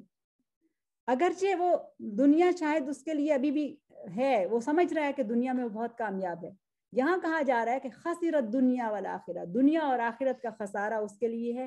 ذالک هو الخسران المبین، اور یہ ہے دراصل بہت واضح اور کھلا کہ انسان اپنے دین کے اوپر مطمئن نہیں ہے. جو زندگی اللہ اور اس کے رسول نے اس کے لیے پسند کی ہے اس کے اوپر اس کو اطمینان نہیں ہے. تو جب دین کے اوپر اطمینان حاصل نہیں ہوتا اور دنیا کی چکا چوند اور گلیمر اس کی آنکھوں کو حیرہ کیے دیتا ہے اور اس کو سمجھ نہیں آتی بس یہ کیا ہو رہا ہے، اب دیکھ لیں کیا ہو رہا ہے، ایک چکا چوند ہے، گلیمر ہے جس کے پیچھے دنیا بھاگتی چلی جا رہی ہے اور نہیں سمجھ آتی کہ ہم نے کہاں رکنا ہے. جبکہ اللہ سبحانہ و تعالیٰ اپنی مشیت اور حکم سے جگہ جگہ روکتے ہیں، بتاتے ہیں، اور جن کے پاس ہدایت کی بصیرت ہے، آنکھیں ہیں، وہ دیکھ لیتے ہیں، ان کو نظر آ جاتا ہے کہ اللہ تعالیٰ ہمیں کیا دکھانا چاہ رہا ہے. لیکن جن کے پاس وہ چیز نہیں ہوتی وہ پھر جاتے ہیں اور وہ بہت بڑے نقصان کا سودا کرتے ہیں. آج اکثریت ہماری، ہم سب اس میں شامل ہوتے ہیں، ہم بھی ایک کنارے پر کھڑے ہو کر نہ دین کے اوپر چل رہے ہیں. ہم دین کو یعنی مکمل طور پر ہولسٹکلی ہم نہیں لیتے ہیں، بلکہ پک اینڈ چوز والی چیز چل رہی ہے. یہ چیز ٹھیک ہے، مناسب ہے، اچھی ہے، آسان ہے، کر لو، یہ چیز مشکل ہے، اس کو بس چھوڑ دو. حالانکہ دین سراسر خیر ہے اور آسانی ہے، سچی بات ہے. بلیو می، آپ یقین کریں کہ اگر ہم واقعی دین کی روح کو سمجھ جاتے ہیں تو اس کے اندر خیر ہی خیر ہے.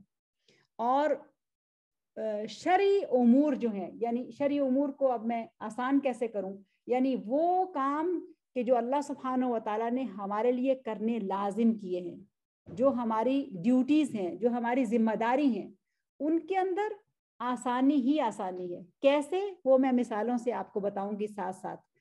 اور اللہ تعالیٰ کے حکموں کے اندر آسانی اور سہولت رکھی گئی ہے. اگر اللہ تعالیٰ کے احکام کے اندر آسانی اور سہولت نہ ہوتی تو انسان ہلاک ہو جاتا. اب دیکھیے، ہم جب اصطلاحات پڑھیں گے نا، ٹرمز پڑھیں گے نا فقہ کی، تو ہمیں پتہ چلے گا کہ کتنی زیادہ اس کے اندر سہولت ہے.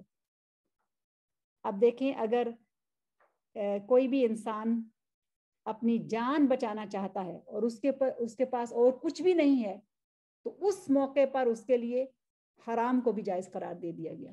کیا یہ سہولت نہیں ہے؟ سہولت ہی ہے نا، کتنی بڑی سہولت ہے. اب ہم میں سے بہت ساری بہنیں جب بیمار ہوتی ہیں تو روزے آ جاتے ہیں، تو روزوں میں یہ الگ بات ہے کہ انسان کا دل نہیں چاہ رہا کہ وہ روزہ رکھے، اور وہ تکلیف برداشت کر کے بھی روزہ رکھتی ہیں. ایسا ہوتا ہے نا، وہ تکلیف برداشت کر کے بھی روزہ رکھتی ہیں، جبکہ اللہ سبحانہ و تعالیٰ نے وہاں رخصت رکھی ہے. اور اگر اللہ سبحانہ و تعالیٰ مریض کے لیے یا بیمار کے لیے یا مسافر کے لیے رخصت نہ رکھتا اور انتہائی مرض میں بھی روزہ فرض ہی ہوتا اور اس کو کرنا ہی ہوتا، اور اس کی کوئی نہ فدیہ ہوتا نہ اس کی قضا ہوتی، تو پھر کیا ہوتا؟ کتنا بڑا بوجھ تھا جو انسان کے اوپر رہتا. تو کتنی اس کی رحمت ہے سبحان اللہ کہ اس نے گنجائش رکھ دی کہ ان کنتم مریضا او علی سفر فعدۃ من ایام اخر. بیمار ہو یا یہ ہے کہ تم سفر میں ہو تو کسی اور دن میں اس کی گنتی کر سکتے ہو. پھر اسی طرح سے اللہ سبحانہ و تعالیٰ نے اتنی دین کے اندر آسانی رکھی ہے کہ جب کسی انسان سے گناہ ہو جاتا ہے، غلطی ہو جاتی ہے، تو فدیہ یا کفارہ کی شکل میں اس کو دور کرنے کا ایک سبب اس نے پیدا کر دیا ہے. تو دین رحمت ہی رحمت ہے. فدیہ اور کفارے کی باتیں آگے چل کے انشاءاللہ آ رہی ہیں. اور ایک اور چیز جو اہم ہے وہ بھی سمجھنے کی ہے، اور یہ آیت بھی ایک مومن کی زندگی میں بہت بڑی رحمت ہے. اور وہ آیت یہ ہے، سورہ تغابن کی آیت نمبر 16 ہے، فَاتَّقُوا اللَّهَ مَا اسْتَطَعْتُمْ وَاسْمَعُوا وَأَطِيعُوا وَأَنفِقُوا خَيْرًا لِأَنفُسِكُمْ. سورہ تغابن آیت نمبر 16. فَاتَّقُوا اللَّهَ مَا اسْتَطَعْتُمْ، اللہ کا تقوی اختیار کرو جتنی کچھ تمہارے اندر طاقت ہے. استطاعت کے مطابق اللہ تعالیٰ کا تقوی اختیار کرو. دیکھیں، پوری دنیا کے انسان تقوی کے اعتبار سے ایک جیسے نہیں ہو سکتے، اس لیے کہ ہر انسان کی استطاعت دوسرے سے مختلف ہے.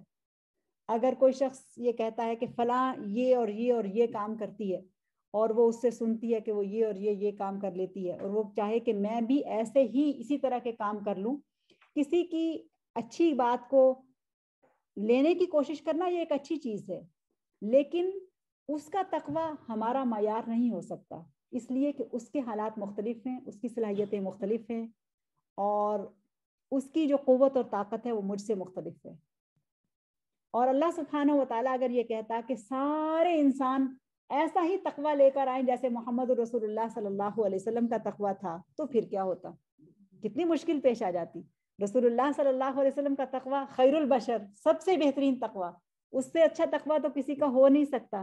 تو اگر یہ معیار رکھ دیا جاتا، یا چلیں اس سے بھی تھوڑا کم آتے ہیں، وہ تو اللہ کے رسول تھے، اب ہم عام انسانوں کی طرف آ جاتے ہیں، اس میں ہم اگر یہ کہا جاتا کہ صحابہ میں سے بھی جو افضل ترین صحابہ ہیں ان کا تقوی تم سب کا معیار ہے، تو کیا ہم اس معیار تک پورے اتر سکتے تھے؟ کتنی مشکل ہو جاتی اگر یہ معیار رکھ دیا جاتا. اگر یہ کہہ دیا جاتا کہ تمہارا تقوی ابو بکر صدیق جیسا تقوی ہونا چاہیے، یا تمہارا تقوی جو ہے سیدہ عائشہ صدیقہ جیسا تقوی ہونا چاہیے، خواتین کے لیے وہ رول ماڈل ہیں، یا تمہارا تقوی جو ہے وہ ابو ہریرہ جیسا تقوی ہونا چاہیے، تو نہیں ممکن تھا. بلکہ کیا کہا گیا؟ فَاتَّقُوا اللَّهَ مَا اسْتَطَعْتُمْ. تمہاری استطاعت سے اللہ تعالیٰ واقف ہے کہ تمہاری طاقت کتنی ہے، اور اگر تم اپنی طاقت دی ہوئی کو نہیں پہچانتے اور اس میں ڈنڈی مارتے ہو تو پھر تمہارا محاسب اللہ سبحانہ و تعالیٰ ہے، وہ خود تم سے پوچھ لے گا. لیکن تمہارا کرنے کا کام کیا ہے کہ جتنی استطاعت تمہارے اندر ہے اپنی طاقت کے مقدور اپنی طاقت کے مطابق تم اللہ تعالیٰ کا تقوی اختیار کرو. تو اس لیے یہ بات بھی سمجھنے کی ہے دین اور شریعت کے اندر کہ سب انسان برابر نہیں ہے اور ایک جیسے ہو بھی نہیں سکتے، نہ اطاعت میں ہو سکتے ہیں اور نہ ہی اللہ سبحانہ و تعالیٰ اور اس کے رسول کی فرما برداری میں ہو سکتے ہیں. کوئی انسان کسی چیز میں اچھا ہوگا، کوئی انسان کسی دوسری چیز میں اچھا ہوگا. اس کا مطلب یہ نہیں ہے کہ اگر کوئی اچھی بات پتہ چلے تو کہیں جی ہم تو اس میں کمزور ہیں، ہم وہ نہیں اپنائیں گے. اپنی طاقت کے مطابق، اپنی ہمت کے مطابق اچھائی کو اختیار کرنے کی کوشش کی جائے گی، لیکن ہر انسان برابر نہیں ہو سکتا. تو یہ جو آیت ہے اہل علم کہتے ہیں کہ یہ آیت دراصل مومنوں کے لیے نجات ہے، یہ مومنوں کے لیے نجات ہے کہ فاتقوا اللہ ما استطعتم، کہ جتنی تمہاری استطاعت ہے اس کے مطابق تم اللہ تعالیٰ کا تقوی اختیار کرو. اب آگے چل کے ہم طہارت کے جو مسائل پڑھیں گے، جو جسمانی طہارت کے مسائل ہیں، اس میں بھی ہم اس چیز کو پڑھیں گے کہ پاکی حاصل کرنا اور مکمل طہارت حاصل کرنا یہ دو مختلف چیزیں ہیں. مثلا اگر ایک کپڑے کے اوپر نجاست لگی ہے، نجاست حکمی اور اس کی تفصیل میں ہم جائیں گے انشاءاللہ، تو جتنے ایک پوری چادر ہے اور اس کے ایک کونے کے اوپر نجاست لگی ہے، اگر اس کونے کو پکڑ کر پاک پانی سے اس کو دھو دیا تو پوری چادر پاک ہو گئی ہے. تو یہ دراصل وہ چادر اب پاک ہو گئی ہے. لیکن اگر کوئی شخص یہ چاہتا ہے کہ پوری چادر کو دھو دے تو وہ اس کو بھی دھو سکتا ہے، لیکن نجاست کو دور کرنے سے وہ پاکی حاصل ہو گئی ہے. تو استطاعت اگر اس کی اتنی تھی کہ اس نے اس چادر کا کونا پکڑا اور اس کو پاک کر لیا تو پوری چادر پاک ہو گئی اور اس کے اوپر پاکی کا حکم لگے گا. کوئی اس کو یہ نہیں کہہ سکتا کہ اب یہ چادر نجاست والی ہے یا ناپاک ہے. سمجھ گئے نا یہاں پہ کیا اہم چیز بتائی جا رہی ہے؟ تو فاتقوا اللہ ما استطعتم، اہل علم کہتے ہیں کہ اس آیت کے اندر اہل ایمان کے لیے نجات ہے کہ ان کو ان کی استطاعت کے مطابق مکلف بنایا گیا ہے. اور پھر حکم کیا ہے؟ اسمعوا واطیعوا، جب تمہیں بات پتہ چل جائے تو اس بات کو غور سے سنو اور پھر مقدور بھر اس کی اطاعت کرو. اور اس کے بعد ایک اگلی چیز جو بتائی گئی ہے، اس پر بھی اہل علم نے بہت تفصیل لکھی ہے، وَأَنفِقُوا خَيْرًا لِأَنفُسِكُمْ. وہ کہتے ہیں کہ یہاں پر انفقوا کا لفظ کیوں آیا ہے؟ اس لیے کہ انسان جن چیزوں کو کر سکتا تھا اور اس نے اپنی بشری کمزوریوں کے تحت اس کو نہیں کیا صحیح طریقے سے، تو اس کمی کو دور کرنے کے لیے انفاق کرے. جب وہ اللہ کے راستے میں خرچ کرے گا تو جو کمیاں یہاں پر ہوئی ہیں، مثلا اس کے وضو میں کوئی نقص رہ گیا یا اس کی نماز میں کوئی نقص رہ گیا یا اس کی کسی اور عبادت میں کوئی نقص رہ گیا، تو وہ جب انفاق کرے گا تو یہ جو کمی ہے یہ پوری ہو جائے گی. تو اس آیت کے اندر اس طرح سے اس کو کیا گیا ہے. پہلے یہ کہہ کے کہ اتقوا اللہ ما استطعتم، پھر کہا اسمعوا واطیعوا اور پھر انفقوا. تو اہل علم نے بہت خوبصورت اس پہ لکھا ہے کہ اسمعوا اطیعوا کے ساتھ انفقوا کیوں کہا گیا ہے، کہ اس لیے کہ پیچھے شریعت کو اپلائی کرنے میں جہاں جہاں جو کمی انسان کے انسان ہونے کی حیثیت سے رہ گئی، اور کوئی انسان پرفیکٹ نہ ہے نہ ہو سکتا ہے سوائے محمد رسول اللہ صلی اللہ علیہ وسلم کے، تو انسان کی جو کمیاں ہوں گی وہ اس کے انفاق فی سبیل اللہ سے پوری ہو جائیں گی، اور اس لیے انفاق کا یہاں پر حکم دیا گیا ہے. اور ابو ہریرہ رضی اللہ عنہ کی روایت ہے، وہ یہ کہتے ہیں کہ رسول اللہ صلی اللہ علیہ وسلم نے فرمایا کہ دعونی ما ترکتم، کہ جو کچھ میں تمہاری، جو شریعت میں تمہیں دے کر جا رہا ہوں، تم اس شریعت کو ایز اٹ از لے لو اور اس کو چھوڑ دو. یعنی اس کے اندر تبدیلی لانا یا اس کو اپنے مطابق ڈھالنا، اس کی کوشش نہ کرو. اس لیے کہ جب تک وہ کہتے ہیں، حدیث کے الفاظ یہ ہیں کہ جب تک میں تمہیں چھوڑے رہوں تم بھی مجھے چھوڑے رہو، یعنی کسی بات کی زیادہ قرید نہ کرو. اس لیے کہ تم سے پہلے جو لوگ گزر چکے ہیں وہ سوالوں کی کثرت اور انبیاء سے اختلاف کرنے کی وجہ سے ہلاک ہوئے ہیں. اگر میں تم کو کسی چیز سے منع کروں تو تم اس سے رک جاؤ، اور اگر کسی چیز کو کرنے کا حکم دوں تو پھر فرمایا مقدور بھر اس کو کرنے کی کوشش کرو، یعنی جتنی تمہاری طاقت ہے اس کے مطابق تم اس پر عمل کرنے کی کوشش کرو. اور یہ حدیث جو ہے اس آیت کے ساتھ مل کر وضاحت کرتی ہے کہ بعض اوقات دینی مسائل کے اندر نا لوگ بال کی کھال اتارتے ہیں اور بہت تہ تک جاتے ہیں. ابھی ہم انشاءاللہ طہارت کے مسائل، جو جسمانی طہارت ہے اس کے بارے میں پڑھیں گے، تو اس میں بھی آپ دیکھیں گی کچھ مسائل ایسے آتے ہیں. تو ایسی عادت ہوتی ہے جیسے وہ بنی اسرائیل کی تھی کہ ان کو تو حکم دیا گیا تھا نا کہ ایک گائے لو اور اس کو پکڑو اور ذبح کر دو اور تمہارے مسئلے کا حل تمہیں مل جائے گا. لیکن انہوں نے کیا کیا؟ پھر اس کی مین میخ، اس کے بال کی کھال جس کو کہتے ہیں، اتارنے کی کوشش کی. اچھا اب یہ کیسے ہوگا، اچھا اب یہ کیسے ہوگا. بہت ساری بہنیں طہارت کے مسائل پوچھتی ہیں، جب ان کو بتایا جائے کہ بس یہ اس طرح سے کر لو تو یہ ٹھیک ہو جائے گا، تو آگے ان سے اور بہت سارے سوال سامنے آ جاتے ہیں کہ نہیں اس طرح سے اتنا دھویا جائے تو پاک ہو جائے گا، اتنی دفعہ پانی ڈالا جائے تو پاک ہو جائے گا، اتنی دفعہ استنجا کیا جائے تو پاک ہو جائے گا. تو اس طرح کے جو جتنی شریعت آپ کو دے دی گئی ہے بس اس کو لے لو. اس کی گہرائی میں جانا اور اس کو بال کی کھال اتارنا یہ پسندیدہ چیز نہیں ہے. ہاں البتہ اگر کوئی مسئلہ سمجھ نہیں آیا تو اس کو ضرور کلیئر کر لیا جائے، علماء سے پوچھ لیا جائے کہ اس مسئلے کا حل کیا ہے یا اس کو کیسے کیا جائے. پھر اس کے بعد جب ہم ایک مکمل لیتے ہیں طہارت کا کانسیپٹ، تو اس میں جو اہم چیز آتی ہے جو اہل علم بتاتے ہیں ہمیں وہ یہ ہے کہ عمل کی تباہ کاری، عمل کیسے تباہ ہوتا ہے. تو اس میں انہوں نے یہ لکھا ہے کہ عمل میں ریا اور دکھاوا، اگرچہ وہ عمل کتنا ہی پاکیزہ کیوں نہ ہو، مثلا اگر کوئی شخص وضو ہی کر رہا ہے تو اس وضو میں بھی اگر اس کی نیت جو ہے وہ یہ دکھاوا ہے، کسی کو دکھانے کے لیے وضو کر رہا ہے، تو وہ تباہ ہو گیا، برباد ہو گیا. اور اللہ الخالق کی بارگاہ میں اپنا عمل پیش کرتے ہوئے عمل کو خالص کرنا اور خالص رکھنا، یہ دو چیزیں ہیں بڑی اہم ہیں. عمل کو خالص کرنا اور خالص رکھنا. بعض اوقات کسی بھی کام کے آغاز میں ہم اپنی نیت کو ٹٹول لیتے ہیں اور اس کو درست کر لیتے ہیں، لیکن کچھ ہی دیر کے بعد وہ نیت پھر خراب ہوئی پڑی ہوتی ہے. بہت دفعہ ایسا ہوتا ہے، بلکہ مجھے تو لگتا ہے کہ نیت کو درست کرنے سے مشکل کوئی اور عمل ہے نہیں. اتنا مشکل ہے نیت کو پیور کرنا، نیت کو خالص رکھنا، بار بار اپنی نیت کو درست کرنا، کہ ادھر نیت کو درست کر کے ہٹتے ہیں، تھوڑی دیر کے بعد پھر خراب ہوئی ہوتی ہے، پھر دوبارہ اس کا جائزہ لیتے ہیں، پھر توبہ استغفار کرتے ہیں، پھر اس کو درست کرتے ہیں، پھر تھوڑی دیر کے بعد پھر ہو جاتی ہے خراب. تو خالص کرنا اور خالص رکھنا. اگلا پوائنٹ یہ ہے کہ عمل، جو بھی عمل ہم نے کیا اس پر بدلہ یا عوض صرف اللہ سبحانہ و تعالیٰ سے لینا، کسی انسان سے بدلے کی توقع نہ رکھنا. یہ بھی دراصل اخلاص نیت کا ایک اہم بات ہے اس سلسلے میں. انما نطعمکم لوجہ اللہ لا نرید منکم جزاء ولا شکورا، کہ ہم اللہ کی رضا کے لیے دوسروں کو کھلاتے ہیں، ہم تم سے کوئی شکریہ یا کوئی بدلہ نہیں چاہتے. اب اس سے مراد یہ ہے کہ مخلوق کی خدمت کرتے ہوئے میں کو نکال دیا جائے. جب انسان کی میں رہتی ہے نا کہ میں نے یہ کیا، یا میں نے فلاں کے لیے اتنی قربانیاں دی، یا میں یہ ہوں یا میں وہ ہوں، تو وہ دراصل نیت کا فطور ہوتا ہے. ہم نے اپنی نیت کو درست کیا ہی نہیں ہے. اور جب عمل کی توفیق مل جائے، چاہے وہ عمل اپنے جسم کو صاف کرنا ہو یا وہ عمل اللہ سبحانہ و تعالیٰ کی رضا کے لیے اس کی کسی عبادت یا اس کے کسی حکم کو کرنا ہو، اس میں عاجزی اور انکساری کو لے کر آنا کہ اللہ تعالیٰ کی توفیق تھی تو میں یہ کر پائی. یہ ایک بہت اہم چیز ہے. اگر اللہ تعالیٰ توفیق نہ دیتے تو ہم یہ نہیں کر سکتے تھے، تو اس کی توفیق سے ہی یہ ہو سکا ہے. اور شیطان کی دشمنی تو بہرحال ساتھ ہی ہے، وہ ہر وقت برگلاتا رہتا ہے اور وہ بہکاتا ہے، اور اس کے بہکاووں کو پہچاننا، نفس کی شرارتوں کو پہچاننا.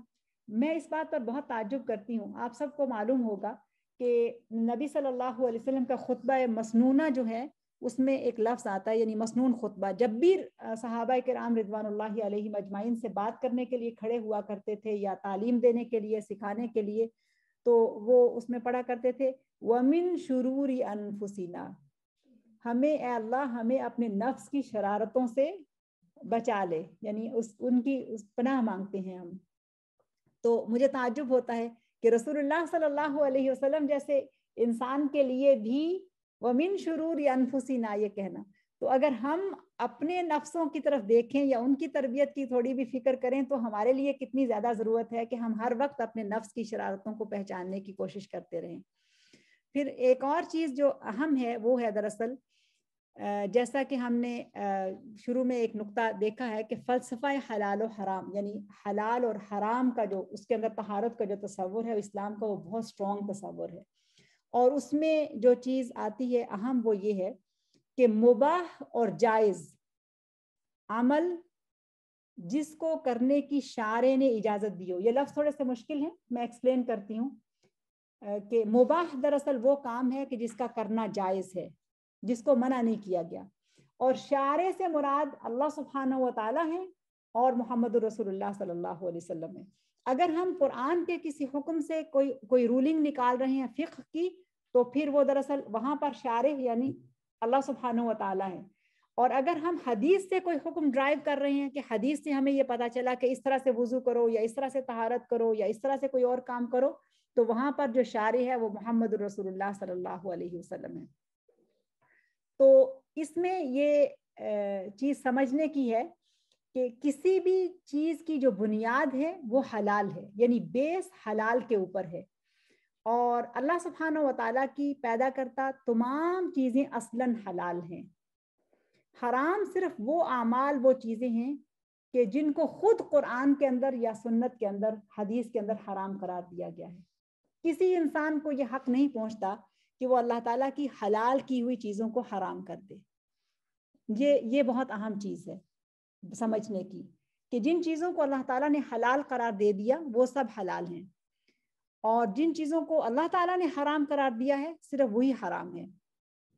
جاہلیت کے اندر ایسا تھا کہ لوگ اپنی مرضی سے کچھ چیزوں کو حلال قرار دیتے تھے اور کچھ کو حرام قرار دے لیتے تھے، اور اب بھی ایسا ہے.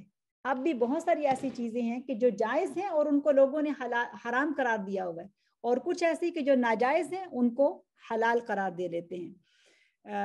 اور دوسرے مذاہب میں بھی ایسا تھا. قرآن مجید میں آپ نے سورہ الانعام کی آیہ نمبر 138 میں یہ پڑھا ہوگا کہ وَقَالُوا هَذِهِ أَنْعَامٌ وَحَرْثٌ.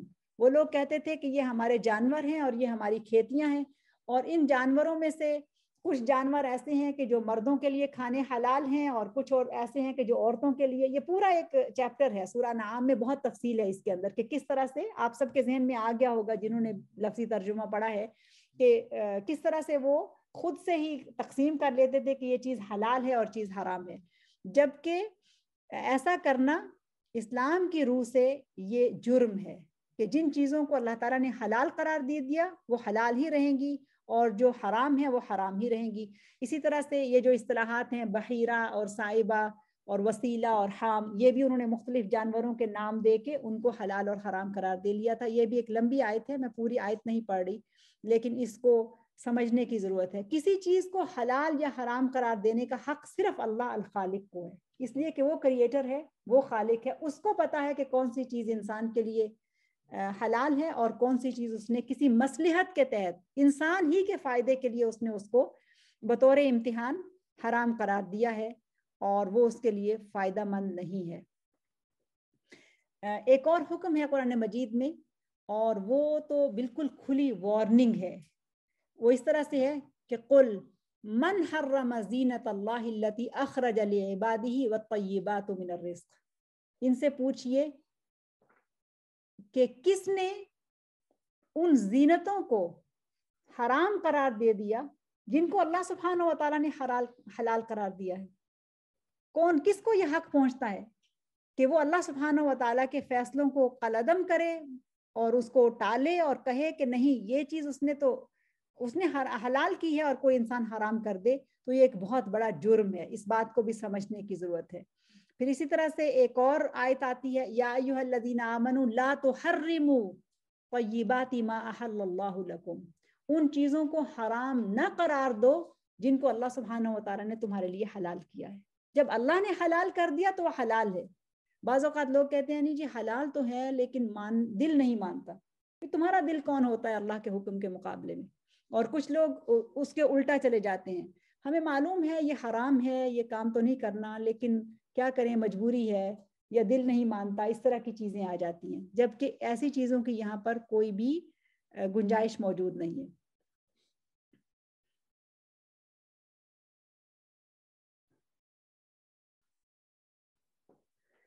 حقیقت یہ ہے کہ اللہ سبحانہ و تعالیٰ نے جن چیزوں کو حلال کیا ہے وہ بہت زیادہ ہیں. اب اگر میں آپ لوگوں سے کہوں نا، بلکہ ہمارے ٹیچر نے جب ہمیں یہ سکھایا تھا تو انہوں نے کہا تھا، ٹائم دیا تھا کہ آپ لوگ لسٹ بنائیں کہ کون کون سی چیزیں حلال ہیں اور کون کون سے کام حلال ہیں انسان کے لیے. انہوں نے ٹائم دیا کہ آپ یہ پریکٹس کریں اور بنائیں، لسٹ بنائیں. کہ اگر ہم لسٹ بنائیں کہ کون کون سی چیزیں حلال ہیں تو بے شمار چیزیں حلال ہیں، ہم ان کا شمار بھی نہیں کر سکتے. لیکن اگر یہ کیا جائے کہ ان چیزوں کی لسٹ بنائی جائے کہ کون کون سی چیزیں حرام ہیں تو وہ چند ہیں. वो फौरन से लिखी जाती हैं। अब जैसे मशरूबात ही को ले लीजिए कि मशरूबात में से ड्रिंक्स जो हैं उसमें से कितने ही मशरूबात हैं, कितने ही ड्रिंक्स हैं जो हलाल हैं, लेकिन जो हराम है वो चंद एक हैं और सबको मालूम है कि क्या हराम है। इसी तरह से आमाल कितने सारे जायज़ और हलाल हैं और चंद हैं कि जो हराम हैं। तो अल्लाह सुब्हानहू व तआला ने अपनी हिकमत के तहत हलाल का दायरा इंसान के लिए बहुत वसी रखा है, लेकिन उसके अंदर बतौर इम्तिहान चंद चीज़ों को पैदा किया कि इंसान की आजमाइश हो। बिल्कुल ऐसे ही जैसे आदम अलैहिस्सलाम के लिए पूरी जन्नत जो है वो उसमें घूमना फिरना खाना पीना सब जायज़ था, सब हलाल था उनके लिए, लेकिन क्या था, शजरे ममनुआ सिर्फ एक था। और वो वहां क्यों रखा गया? उसकी मशीयत और हिकमत के तहत कि ये उनका टेस्ट है। तो ये इंसान के टेस्ट के लिए कुछ चीजें रख दी गई, लेकिन उनको हराम करार दे दिया गया। और ये भी कि उसमें उसका फायदा है, यानी इंसान ये मत समझे कि अल्लाह ताला ने उसके ऊपर कोई जुल्म किया है कि उसको मना कर दिया, बल्कि उसका फायदा है कि अगर वो उसको छोड़ देता है। एक हदीस है, नबी सल्लल्लाहु अलैहि वसल्लम ने फरमाया, और ये सही मुस्लिम की हदीस है, अल्लाह ताला ने फ़राइज़ को लाजिम किया है, लिहाजा तुम उन्हें ज़ाया ना करो, और हुदूद मुकर्रर कर दी हैं, लिहाजा तुम उनसे तजावुज़ ना करो। जिन चीज़ों को उसने हराम करार दिया है उनकी बेहुरमती नहीं करो, और जिन चीज़ों को उसने दानिस्ता सुकूत के साथ रखा है तुम उसके बारे में ज़्यादा बहस मुबाहिसा ना करो। और अल्लाह ताला का दीन जो है वो रहमत ही रहमत है। इसी तरह से एक और अहम चीज़ है वो ये कि ये नुक्ता बहुत अहम है, इसको हम ज़रूर समझेंगे, वो ये कि ये भी अल्लाह ताला की रहमत है कि उसने उम्मत मुस्लिमा के ऊपर सज़ा के तौर पर हलाल चीज़ों को हराम नहीं किया, जबकि यहूद के लिए ऐसा था। उनको जब सज़ा दी गई थी तो उनके लिए हलाल चीज़ों को हराम करार दे दिया था। पहले वो उनके लिए हलाल थी, फिर मना कर दिया कि तुम ऐसा नहीं कर सकते, जबकि हमारी शरीयत के अंदर ये इतनी नरमी है कि हमारे लिए वो चीज़ें नहीं हलाल, जो हलाल हैं उनको हराम नहीं किया गया, बल्कि उस कफ़ारे के लिए या उस फिदये के लिए और तरीके बनाए गए हैं, और उसके ज़रिए से उसको उम्मत के ऊपर ख़ास रहमत करते हुए बोझ को हल्का कर दिया है। और इस्लाम ने गुनाहों के कफ़ारा के लिए तय्यबात को हलाल करने के बजाय खालिस तौबा रख दी है, या और तरीके हैं जिससे गुनाह का कफ़ारा अदा किया जा सकता है। मसलन रोज़े रख सकते हैं, मसलन मस्कीनों को खाना खिला सकते हैं, तो और तरह की चीज़ें जो हैं वो उसमें रखी गई हैं। और खालिस तौबा दरअसल गुनाह को मिटा देती है, जैसे पानी गंदगी को पाक कर देता है। फिर इसी तरह से मोमिन के गुनाहों का कफ़ारा कुछ इस शक्ल में भी है कि जैसे जो भी कोई इंसान को बीमारी या दुख तकलीफ पहुंचता है उससे भी उसके गुनाह धुलते हैं, ये भी अल्लाह ताला की रहमत है। फिर इसी तरह से नमाज के अंदर अगर गलती होती है तो सजदा सहव उसके अंदर रख दिया, रोज़ा उसके अंदर अगर गलती होती है तो उसका कफ़ारा रख दिया या उसको दोहराना रख दिया, कसम का कफ़ारा रख दिया। हज या उम्रा के अंदर अगर कोई गलती होती है तो उसमें दम रख दिया कि एक जानवर को ज़िबह किया जाए और मस्कीनों को खिला दिया जाए। और अगर मखलूक के हक में कोताही हो गई है तो उसका तरीका ये होगा कि जिस शख्स के हक में कोताही हुई है उससे माफ़ी मांग ली जाए और अपने मामले को साफ कर लिया जाए। अल्लाह ताला के साथ ताल्लुकात हैं तो उनको अपने नहज पे दुरुस्त करना, और मखलूक के साथ ताल्लुकात हैं तो उनको अपने अंदाज में दुरुस्त करना और हल करना ये ज़रूरी करार दे दिया। और एक और अहम चीज़ यहाँ पर यह है कि हलाल इंसान को हराम से बेनियाज कर देता है, कि इस्लाम बहुत खूबियों वाला दीन है और ऐसी उसमें आसानियां पैदा की हैं कि इसमें अल्लाह ताला ने जिस चीज़ को हलाल ठहराया है उसका नेमुल बदल उसने ज़रूर, जिस चीज़ को उसने हराम ठहराया है उसका नेमुल बदल उसने हलाल की शक्ल में रखा है। मसलन अगर सूद को हराम किया है तो कितने ही तिजारत के ज़रिए हैं जिनको उसने हलाल भी किया है। इसी तरह से अगर उसने जिना को हराम किया है तो निकाह के ज़रिए से ताल्लुकात को पाकीज़ा और खूबसूरत भी बनाया है। इसी तरह से अगर उसने शराब की हुर्मत की है تو کتنے بے شمار مشروبات اس نے انسان کے لیے اور ایمان والوں کے لیے حلال بھی کیے ہیں. تو پورا یہ جو فلسفہ ہے حلال و حرام کا، اس کی بیس دراصل ایک آیت کے اوپر ہے، یرید اللہ بکم الیسر ولا یرید بکم العسر.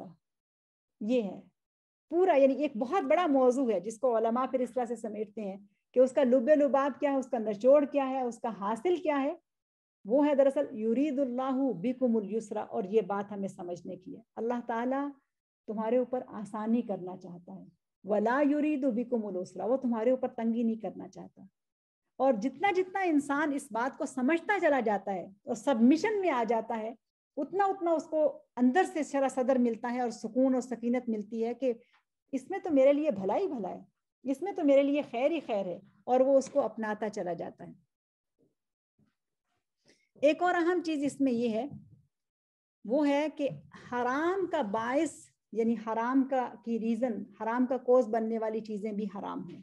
یہ بات بھی سمجھنے کی ہے کہ جو چیز حرام تک لے جانے والی ہے وہ راستے یا وہ طریقے یا وہ چیزیں بھی حرام ہوں گی. مثلاً اسلام نے زنا کو حرام قرار دیا ہے، تو اس کے جتنے بھی محرکات ہیں، جتنی بھی ریزنز ہیں، جتنی بھی وجوہات ہیں جن ذریعے سے وہ ایک برا کام ہوتا ہے، ان سب کو اس نے حرام قرار دیا ہے. یہ بھی ایک اہم نقطہ ہے. مثلاً مردوں اور عورتوں کا اکٹھا بیٹھنا، تنہائی میں بیٹھنا، اور اسی طرح سے برہنہ تصویریں دیکھنا یا ایسا میوزک سننا یا ایسے کام کرنا کہ جس سے انسان کے جو اندرونی جذبات ہیں وہ بھڑکتے ہیں اور پھر وہ اپنے اوپر کنٹرول نہیں کر سکتا، تو یہ سارے کام کیا ہوں گے؟ یہ بھی حرام کے اندر آ جائیں گے. اور اسی طرح سے جو تصور ہے اسلام میں حلال اور حرام کا، اس میں جتنا انسان کا ظاہر اور باطن کی بات ہوئی تھی نا، کہ جتنا انسان کا ظاہر میں طہارت کا ایک کانسیپٹ موجود ہے، اتنا ہی باطن کی طہارت کا کانسیپٹ بھی موجود ہے. عقیدہ، نیت اور باقی ساری چیزوں کے ساتھ ساتھ یہ بھی کہ انسان کا ظاہر اور باطن دونوں پاکیزہ ہونے چاہیے. سمجھ رہی ہیں بات کس طرح سے؟ کہ انسان کا ظاہر پاکیزہ وہ نسبتاً آسان کام ہے.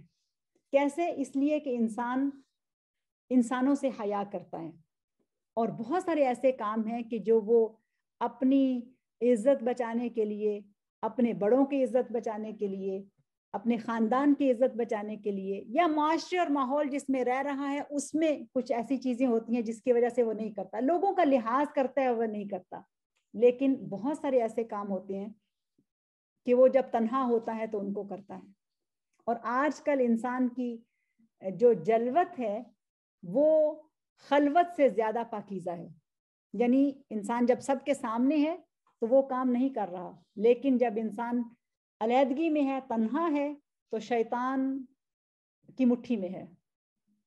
اور میں ایک جگہ کسی اس میں تھی، پروگرام میں تھی، اور ہمارے ٹیچر یہ کہنے لگے کہ اگر اللہ سبحانہ و تعالی ہمیں روک لے اور ہمارے سامنے جنت بھی ہو اور ہمارے سامنے جہنم بھی ہو، اور ہمیں صرف ایک چوائس دی جائے، اور وہ یہ ہو کہ یا تو تمہاری جو پرائیویٹ چیزیں ہیں یا خلوت جس کو کہتے ہیں نا، پرائیویٹ لائف میں تم نے جو غلطیاں کی ہیں یا جو کام کیے ہیں، یا تو وہ تمہارے اپنوں کے سامنے، تمہارے دوستوں کے سامنے ایکسپوز کر دیے جائیں اور پھر تمہیں جنت میں داخل کر دیا جائے، یا یہ گوارا کر لو، یا پھر یہ جہنم ہے اس میں تم جانا گوارا کر لو. بس ایک ہی چیز ہے جو تمہارے سامنے رکھی جائے. تو استاذ کہنے لگے کہ ذرا سوچو کہ ہم کس چیز کو قبول کریں گے. کیا ہماری تنہائیاں، ہماری خلوتیں اتنی پاکیزہ ہیں کہ ہم بے دھڑک اللہ تعالیٰ کے سامنے یہ کہہ سکیں کہ اللہ تیرا تقویٰ اس قدر تھا کہ ہم نے کبھی بھی اپنی تنہائی کے اندر وہ کام نہیں کیے جو ہمیں نہیں کرنے چاہیے تھے، اس لیے کہ تیرا حیا اور تیرا تقویٰ ہمارے ساتھ موجود تھا. تو ہمیں تو کوئی عار ہی نہیں ہے کہ ہماری جو بھی پوشیدہ چیزیں ہیں وہ سب سامنے کر دی جائیں اور ہمیں جنت میں داخل کر دیا جائے. یا یہ کہ انسان اس وقت اتنا شرمندہ ہوگا کہ وہ اپنی پرائیویٹ لائف کی کوئی بھی چیز کھولنا نہیں چاہے گا اور وہ چاہے گا اللہ تعالیٰ اس سے تو بہتر ہے میں جہنم میں چلی جاؤں. تو جس طریقے سے انہوں نے اس کو ایکسپلین کیا اتنا پاورفل تھا کہ ایسے لگتا تھا کہ جیسے ہم لوگ اپنی سیٹوں پہ جم گئے ہیں, ایسے فریز ہو گئے ہیں جیسے نا, کہ واقعی اگر انسان سوچے کہ اس کی جلوت اور اس کی خلوت کس طرح سے, اور یہ آج کا بہت بڑا فتنہ ہے. اور طہارت صرف یہی نہیں کہ انسان بس بہت اچھے سے غسل کر لے اور غسل کے آداب کا خیال رکھے اور پھر وضو کر لے اچھے طریقے سے, اچھی نماز پڑھ لے, اور اس کی جو خلوت ہے, اس کی جو پرائیویٹ لائف ہے, اس کی جو تنہائیاں ہیں وہ آلودہ ہوں, وہ گندی ہوں. اور یہ بہت بڑا فتنہ ہے. اور صرف یہ نہیں کہ یوتھ کا یہ فتنہ ہے, آج کل تو بوڑھوں کا بڑھاپا بھی خراب ہو رہا ہے. اور اللہ سبحانہ و تعالیٰ دو انسانوں کی طرف نظر اٹھا کے بھی نہیں دیکھے گا, ایک ظالم بادشاہ اور دوسرا بوڑھا زانی. بوڑھا زانی یعنی اگر کوئی انسان بڑھاپے میں اپنا وقت بتانے کے لیے وہ اپنے اس میں پرائیویٹ ٹائم کے اندر وہ ایسی بےہودہ چیزیں دیکھ رہا ہے اور اس سے حظ اٹھا رہا ہے, تو یہ زنا ہی ہے, یہ اس سے متعلق ہی چیز ہے. جیسا کہ ابھی ہم نے پڑھا کہ محرمات تک لے جانے والی چیزیں بھی محرمات ہیں. یہ اصطلاح ہے فقہ کی کہ محرمات تک, حرام چیزوں تک لے جانے والی چیزیں بھی حرام ہیں. تو اس چیز کا بھی بہت زیادہ خیال رکھنا ضروری ہے. ایک اگلا نقطہ جو اس سلسلے میں ہے وہ ہے کہ حرام کے لیے ہیلا کرنا بھی حرام ہے. یعنی کسی ایسے طریقے سے کہ حرام کو انسان حلال کر لے اور چاہے کہ اس طرح سے ہو جائے, یہ بھی حرام ہوگا. جیسے یہود کے لیے سبت کے دن مچھلی کا شکار منع کیا گیا, تو انہوں نے کیا ہیلا کیا تھا کہ وہ ایک دن پہلے گڑھے کھود لیے اور پھر اس طریقے سے انہوں نے اس کو اپنے لیے جائز قرار دے لیا. تو اس طرح کا کوئی بھی نام یا اس طرح بھی کوئی بھی حرکت کرنا یہ بھی حرام میں آئے گا. یا کسی بھی چیز کا جو حرام ہے اس کا کوئی فینسی سا نام رکھ لیں, اور یہ فتنہ بہت عام ہے کہ اس کا کوئی فینسی سا نام رکھا اور اس کی کوئی اور شکل بنا لی, اگرچہ وہ حرام ہے اور معلوم ہے کہ وہ حرام ہے, لیکن اس کو ایک اور شکل میں ایک اور انداز میں انٹروڈیوس کرا دیا اور وہ ان ہو گیا اور فیورٹ ہو گیا اور لوگ بس اس کو کرتے ہی چلے جا رہے ہیں, تو وہ بھی حرام میں آئے گا. ایک اور اہم چیز ہے اور وہ یہ ہے کہ نیک نیتی حرام کو حلال نہیں کرتی. بہت اہم نقطہ ہے, نیک نیتی حرام کو حلال نہیں کرتی. اگر کوئی شخص یہ کہے کہ میں کوئی حرام کام کا ارتکاب کر کے کسی کا بھلا کر دوں گا, تو کیا ہے یہ بات بہت سمجھنے کی ہے, اور یہ ہمارا کانسیپٹ بہت خراب ہے یہاں پر کہ کسی اور کو دھوکہ دے کے اور وہاں سے کچھ لے کے تو کسی دوسرے کی مدد کی جا رہی ہے. میں صرف ایک مثال اس کے لیے دیتی ہوں اور آپ اس سے بات اچھی طرح سے سمجھ جائیں گی. وہ یہ ہے کہ بینکوں میں نا ہمیں انٹرسٹ ملتا ہے. اب ہمارا اپنا ایک ضمیر ہے, ہمارا ایمان ہے, ہمارا تقویٰ ہے کہ ہم اس کو نہیں لینا چاہتے, لیکن ہم کیا سوچتے ہیں اور کیا کرتے ہیں, چونکہ پیسہ دراصل انسان کی آزمائش ہے اور یہ تو بس ایک وہ اس کے اندر پڑا ہوا ہے نا, گٹی میں انسان کی اس کی محبت پڑی ہوئی ہے اور اس کو تو ہم کسی طرح سے جانے نہیں دیتے.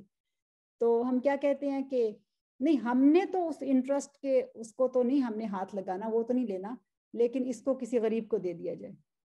اپنے تو ہی نیکی کر رہے ہیں, لیکن کس ذریعے سے نیکی کمائی جا رہی ہے. اب ہماری نیک نیتی, یہاں تو نیک نیتی ہے نا, اچھی نیت تو ہے نا کہ بھائی وہ پیسہ میرے کام کا نہیں ہے لیکن کسی اور کو کے کام آ جائے گا, کوئی غریب ہے تو اس کے کام آ جائے گا. تو اس میں بعض لوگ تو وہ بھی نیت کر لیتے ہیں کہ ان کی طرف سے صدقہ ہو جائے گا, معاذ اللہ, اللہ تعالیٰ معاف کرے. تو ایسا نہیں ہوتا.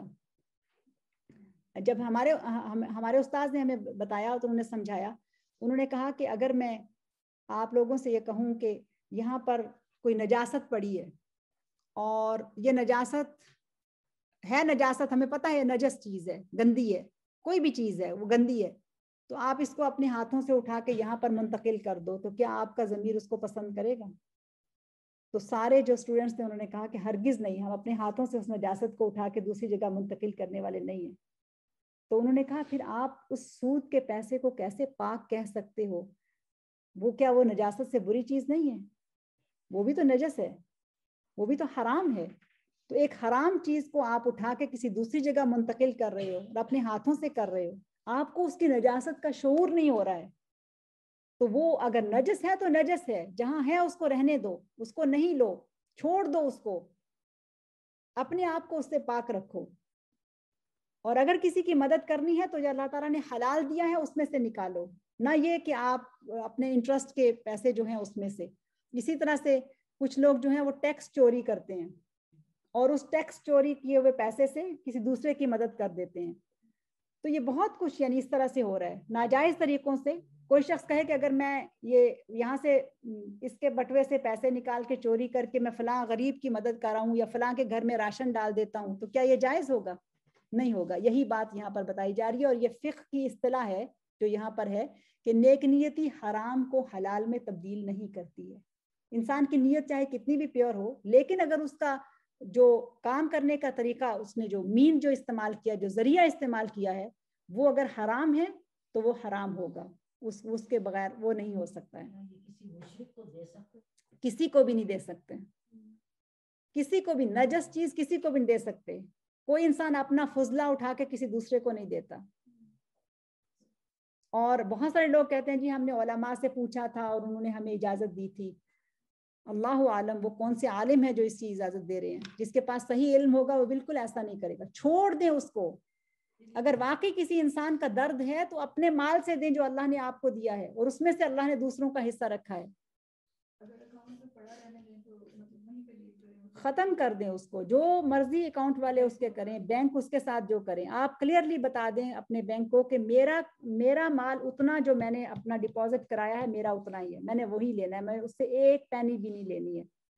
اس کو وہیں پہ چھوڑ دیں. چونکہ ہم جہاں جب اس سسٹم میں رہ رہے ہیں یہاں پر ہم مجبور ہیں کہ بینکنگ سسٹم جیسا بھی ہے ہم اس کو قبول کیے بیٹھے ہیں, سینے سے لگائے بیٹھے ہیں, رہ رہے ہیں, کچھ کوئی اور چارہ نہیں ہے. اور اگر آپ کہیں کہ نہیں جی یہاں پر ایسا ہے اور سعودی عرب میں یا پاکستان میں نہیں ہوگا, یہ وہ فتنہ ہے جو پوری دنیا میں پھیلا ہوا ہے. کسی سے کہیں بھی یعنی کہیں بھی آپ کہیں کہ اللہ یہ کہ کوئی پراپر اسلامک بینکنگ سسٹم کہیں پہ ہے, ایسا نہیں ہے کہ نہیں ہے, لیکن بہت کم ہے, اور بہت کم لوگ جو ہیں اس کی اہمیت کو سمجھ کر اس کو اپنا رہے ہیں. تو انٹرسٹ جو ہے اس کا معاملہ بہت سنجیدہ ہے, اس کو بہت سنجیدگی سے لینا چاہیے. تو یہ جو فقہ کی اصطلاح ہے اس کو آپ یاد رکھیے اور اس کو خود بھی سمجھیے اور سمجھائیے کہ نیک نیتی حرام کو حلال نہیں کر سکتی ہے. اور یہ دراصل یہ رولنگ ہے, علماء نے جو اس کو بہت اچھے سے ایکسپلین کیا ہے. صحیح ہو گیا؟ اب وقت کیا ہے؟ ہم نے اندازہ نہیں لگایا اس کا. ٹائم ہو گیا ہے. اوکے, بس اس کو ختم کر لیتے ہیں انشاءاللہ. تو اس میں ایک اور چیز اہم ہے, وہ یہ کہ ان اللہ لا يقبل الا طیبا. یہ بھی ایک اہم چیز ہے کہ اللہ سبحانہ و تعالی کسی بھی چیز کو قبول نہیں کرتا سوائے اس کے کہ وہ طیب ہو. کہ اگر اللہ تعالیٰ کے لیے دینا ہے اور اجر کمانے کے لیے اور اپنے لیے آخرت میں کچھ جمع کرانا ہے تو اس کے لیے ہمیں پاکیزہ چیز ہی دینی پڑے گی. اگر ہم خود اپنے لیے پاکیزہ پسند کرتے ہیں تو ہم کسی دوسرے کو بھی پاکیزہ ہی دیں.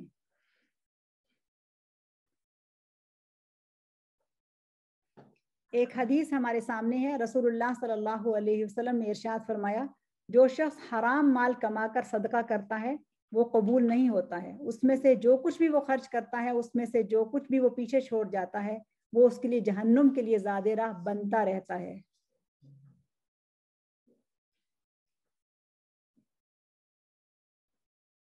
کتنی ہلا دینے والی یہ چیز ہے نا, یہ حدیث کتنی اہم ہے. اور یہ بھی ٹرینڈ ہے کہ حرام آمدنی کو حلال کرنے کے لیے صدقہ کر دو کچھ اس میں سے تو پاک ہو جائے گا.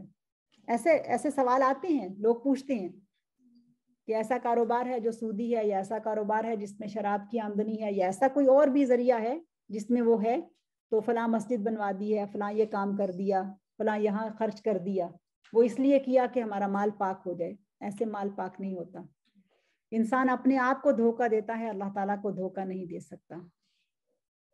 اس سے اگلا اور اہم نقطہ وہ یہ ہے کہ حرام میں مبتلا ہو جانے کے اندیشے سے مشتبہات سے بچنا, یعنی شک والی چیزوں سے بچنا.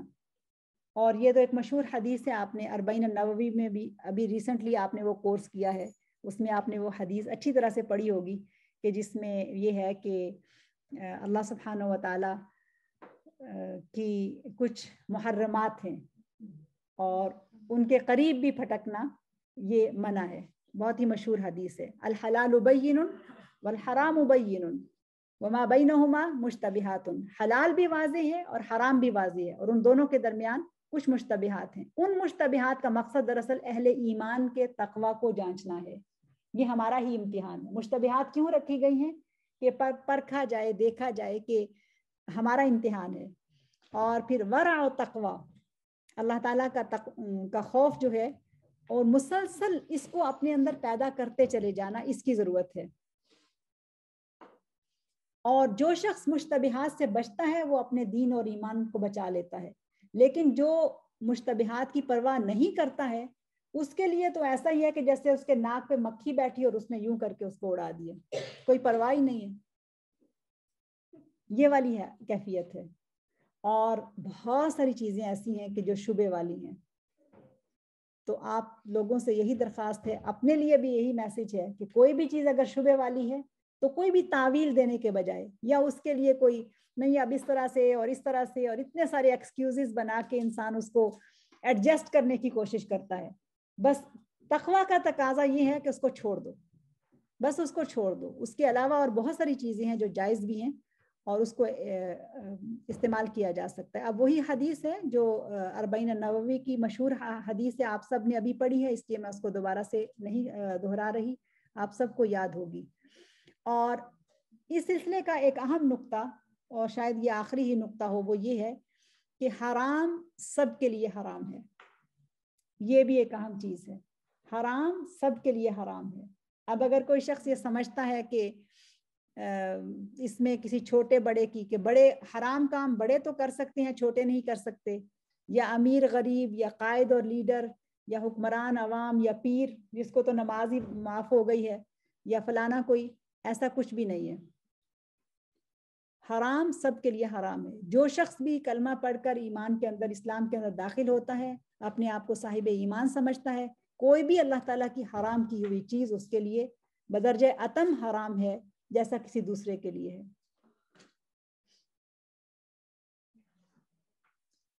ویسے تو یہ اس میں حرمت میں تو نہیں آ جاتا، لیکن طہارت کے اندر ضرور یہ آ جاتا ہے کہ جیسے مائیں جو ہوتی ہیں نا، وہ بچوں کے لیے سمجھتی ہیں کہ ان کے لیے فیزی ڈرنک ٹھیک نہیں ہے نا، ان کی صحت برباد ہوگی، ان کے دانت ختم ہو جائیں گے، اور وہ خود پینا چاہتی ہیں نا تو وہ سی تھرو یہ گلاس ہوتا ہے اس میں نہیں ڈالتی ہیں، وہ کپ میں ڈال کے پیتی ہیں. اور جب بچہ پوچھتا ہے نا تو اس کو کیا کہا جاتا ہے؟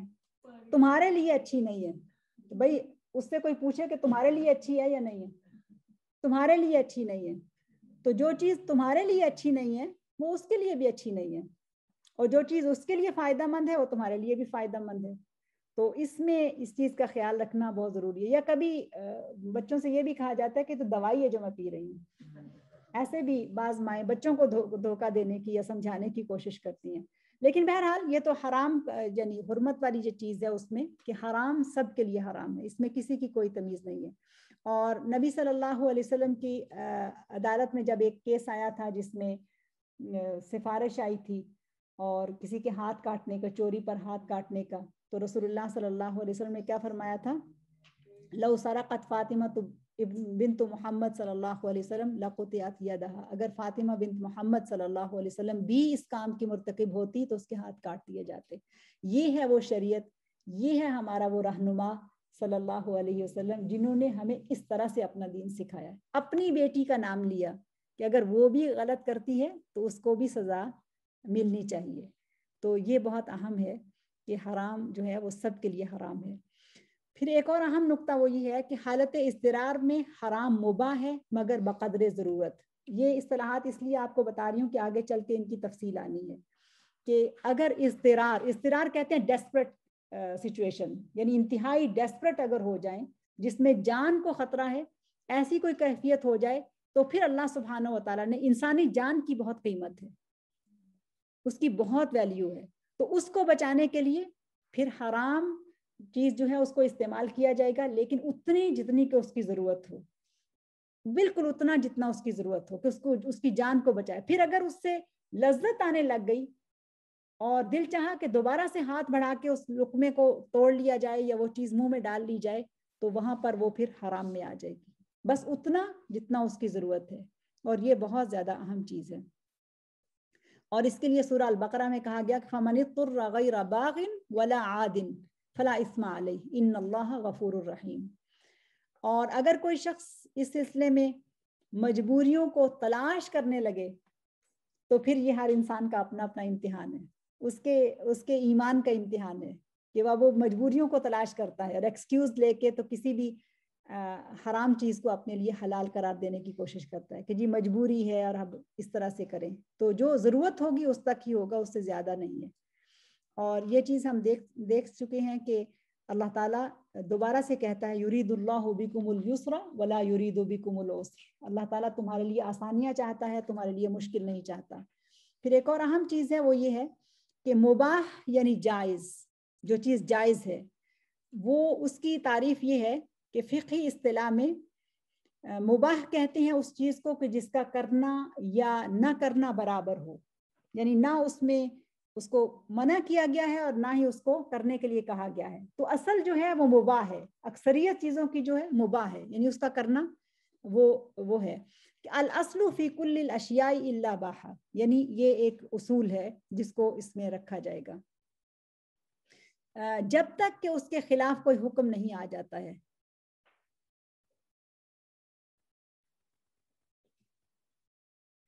اور عجب بات یہ ہے کہ مباح چیزوں کو واضح کرنے کے لیے قرآن مجید میں جو اصطلاح استعمال ہوئی ہے وہ ہے لا جناح علیکم. لا جناح علیکم، کوئی مذائقہ نہیں ہے، کوئی حرج نہیں ہے، تم یہ کر سکتے ہو.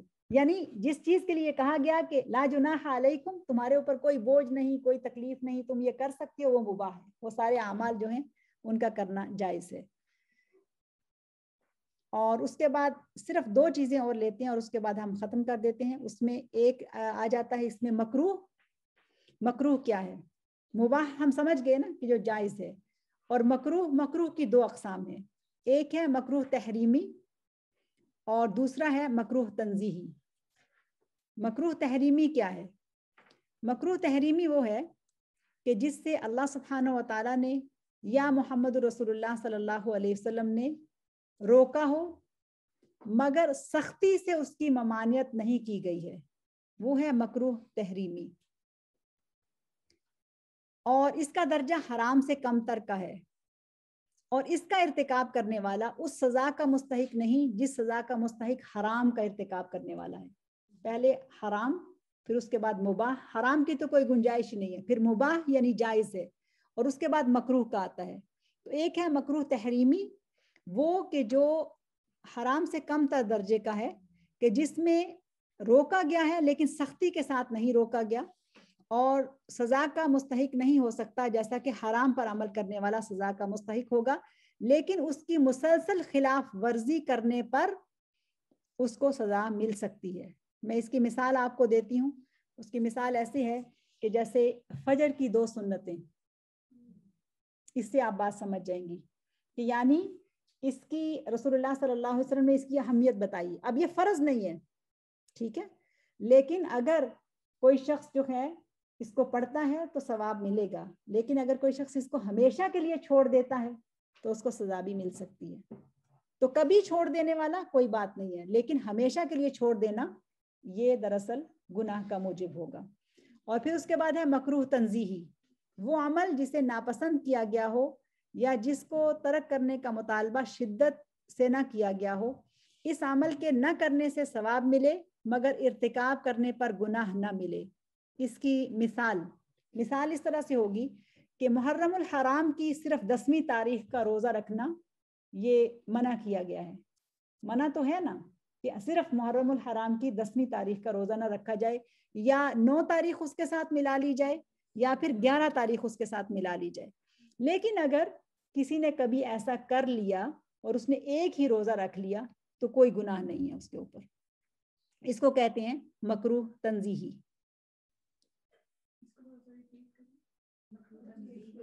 مکروہ تنزیہی یعنی وہ عمل جسے ناپسند کیا گیا ہو اور اس عمل کے نہ کرنے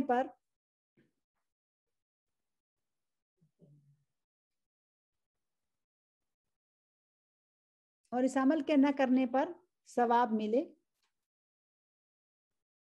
نہ، اور اس عمل کے کرنے پر ثواب ملے اور نہ کرنے پر گناہ نہ ملے۔ اگر محرم کے 9 کے ساتھ 10 کے ساتھ 9 کا روزہ یا 11 کا روزہ شامل کر لیا تو ثواب ملے گا، لیکن اگر ایسا نہیں کیا اور ایک ہی روزہ رکھ لیا تو کوئی حرج نہیں ہے۔ اور بھی اس کی کافی ساری مثالیں ہیں۔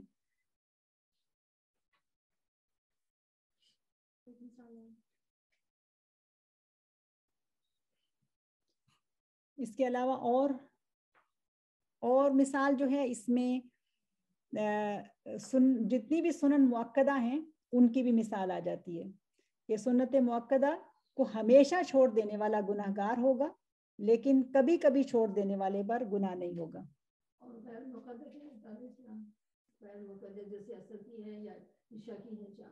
وہ مکروہ تنزیہی میں آ جائے گا جی، کہ اگر پڑھا تو ثواب ہے، نہ پڑھا تو گناہ نہیں ہے۔ تو پہلی مثال مکروہ تحریمی میں آ جائے گی۔ پھر ایک اور چیز ہے جو ہم ہے، ایسا کام جس سے نبی صلی اللہ علیہ وسلم نے منع کیا ہو مگر خود بضرورت کیا بھی ہو، یعنی رسول اللہ صلی اللہ علیہ وسلم نے منع کیا ہے کہ یہ نہ کرو، نہیں یہ الگ ہے۔ ایسا کام کہ جو رسول اللہ صلی اللہ علیہ وسلم نے منع کیا لیکن جب ضرورت پڑی تو کر بھی لیا۔ اب اس کا تعلق نہ تو حرام کے ساتھ ہے اور نہ ہی مباح کے ساتھ ہے اور نہ ہی مکروہ تحریمی یا تنزیہی کے ساتھ ہے۔ کچھ کام ایسے بھی ملتے ہیں کہ جس کو رسول اللہ صلی اللہ علیہ وسلم نے منع کیا لیکن ضرورت کے طور پر کر بھی لیا۔ مثلا رسول اللہ صلی اللہ علیہ وسلم نے عشاء کی نماز کے بعد بات چیت کرنے کو منع کیا ہے۔ صحیح سمجھ گئے نا؟ یعنی عشاء کی نماز ہو جائے تو پھر بات چیت یہ پسندیدہ ہے، فرمایا کہ اس کے بعد تم لوگ بات چیت نہ کرو اور سو جاؤ۔ لیکن بعض مواقع ایسے ملتے ہیں جس میں رسول اللہ صلی اللہ علیہ وسلم نے عشاء کے بعد خود بات چیت کی بھی ہے۔ تو اس کا مطلب یہ ہے کہ اس کو اگر کر لیا جائے تو اچھی بات ہے، اور اگر نہیں کیا تو بھی اس کے اوپر گناہ نہیں ہے۔ کوئی شخص اگر نہیں ایسا کر سکتا تو اس کے اوپر گناہ نہیں ہے۔ اسی طرح سے رسول اللہ صلی اللہ علیہ وسلم کی عادت یہ تھی کہ وہ فرض نماز پڑھنے کے بعد دائیں طرف رخ کر کے بیٹھا کرتے تھے، اور صحابہ بھی ایسے ہی کیا کرتے تھے، لیکن کچھ مواقع پر رسول اللہ صلی اللہ علیہ وسلم نے بائیں طرف بھی رخ کیا ہے۔ ایسے ہی نبی صلی اللہ علیہ وسلم کی عادت مبارکہ تھی کہ وہ بیٹھ کر پانی پیا کرتے تھے، لیکن کچھ مواقع پر آپ نے کھڑے ہو کر بھی پانی پیا، تو وہ ایسا کرنا جائز ہے۔ یعنی اگر کوئی شخص عادت ہی بنا لے کہ وہ ہمیشہ کھڑے ہو کر پانی پیے گا تو وہ گناہ گار ہوگا، لیکن اگر کوئی شخص جو ہے وہ عموماً بیٹھ کر ہی پانی پیتا ہے لیکن کبھی وہ کھڑے ہو کر بھی پانی پی لیتا ہے تو اس میں کوئی حرج نہیں ہے، وہ پی سکتا ہے۔ 2-4 اور اصطلاحات لیتے ہیں پھر اس کے بعد اس کو ختم کر دیتے ہیں۔ اس میں ایک اصطلاح ہے فرض، اور یہ فرائض اس لیے بھی آئیں گے کہ غسل میں کچھ فرائض ہیں اور سنن وضو میں بھی کچھ فرائض ہیں، اس لیے اس کو سمجھنا ضروری ہے۔ فرض وہ عمل ہے کہ جس کا لازم ہونا دلیل قطعی سے یعنی قرآن اور سنت سے ثابت ہے۔ فرض وہ عمل ہے کہ جس کا قرآن اور سنت سے فرض ہونا ثابت ہے۔ مثلا نماز فرض ہے، روزہ فرض ہے، زکوٰۃ فرض ہے، حج فرض ہے، اور اسی طرح سے باقی چیزیں بھی اس میں آ جاتی ہیں۔ اور اس عمل کے اندر اس فرض میں رکن کی حیثیت رکھنے والا ایک عمل، مثلا نماز کے اندر قیام، رکوع اور سجود یہ فرض ہیں، ٹھیک ہے۔ اب دوسری اصطلاح ہے واجب۔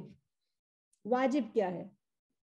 واجب وہ عمل ہے جس کو اللہ اور اس کے رسول صلی اللہ علیہ وسلم نے لازماً طلب کیا ہو، یعنی کہا ہو کہ تم نے ایسے کرنا ہے، اور اس کو انجام دینے پر ثواب ملے اور نہ کرنے پر گناہ ملے، گناہ اور سزا ملے۔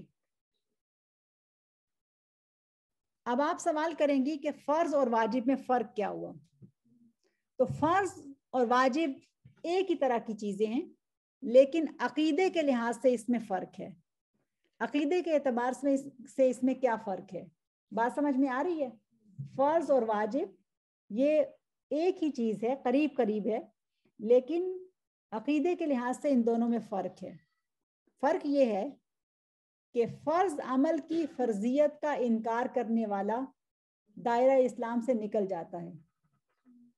فرض عمل کی فرضیت سے انکار کرنے والا اسلام کے دائرے سے نکل جاتا ہے، لیکن واجب کا منکر اسلام سے نہیں نکلتا اگرچہ گناہگار ہوتا ہے. میں آپ کو مثال دیتی ہوں. اگر کوئی شخص نماز ہی کا انکار کر دے کہ نماز تو فرض ہی نہیں ہے، تو کیا ہوگا؟ وہ شخص اسلام کے دائرے سے نکل گیا. کوئی شخص کہتا ہے کہ نماز تو فرض ہے، روزہ فرض ہے، حج فرض نہیں ہے. ہمارے جو ارکان ہیں اسلام کے، وہ جو ہیں ان کے اوپر سب پہ ایمان لانا ضروری ہے نا، سب کو ماننا ضروری ہے. اور اگر کوئی شخص کہتا ہے کہ نماز فرض نہیں ہے، لیکن اگر کوئی شخص کہتا ہے نماز تو فرض ہے لیکن اس کے اندر سجدہ جو ہے وہ چونکہ واجب میں آتا ہے اس لیے وہ نہیں ہے، تو وہ اسلام سے نہیں نکلا اگرچہ وہ گناہگار ہے، لیکن اسلام کے دائرے سے وہ نہیں نکلا اس لیے کہ وہ نماز کو فرض مان رہا ہے.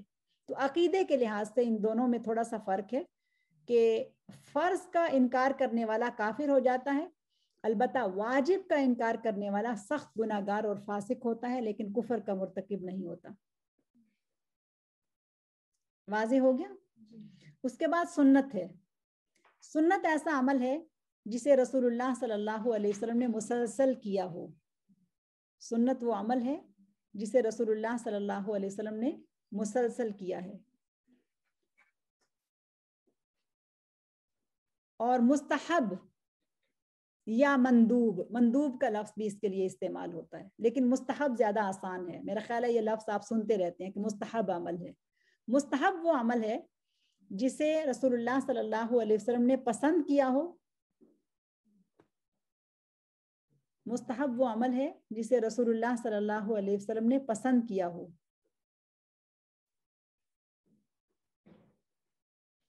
لیکن اگر کسی نے وہ کام نہیں کیا تو اس پر اس کو سزا نہیں دی ہے، سرزنش نہیں کی ہے، اور نہ کرنے پر اس کو کوئی گناہ بھی نہیں ہوگا. یہ مستحب عمل ہے. کرنے پر ثواب ہے اور نہ کرنے پر گناہ نہیں ہے.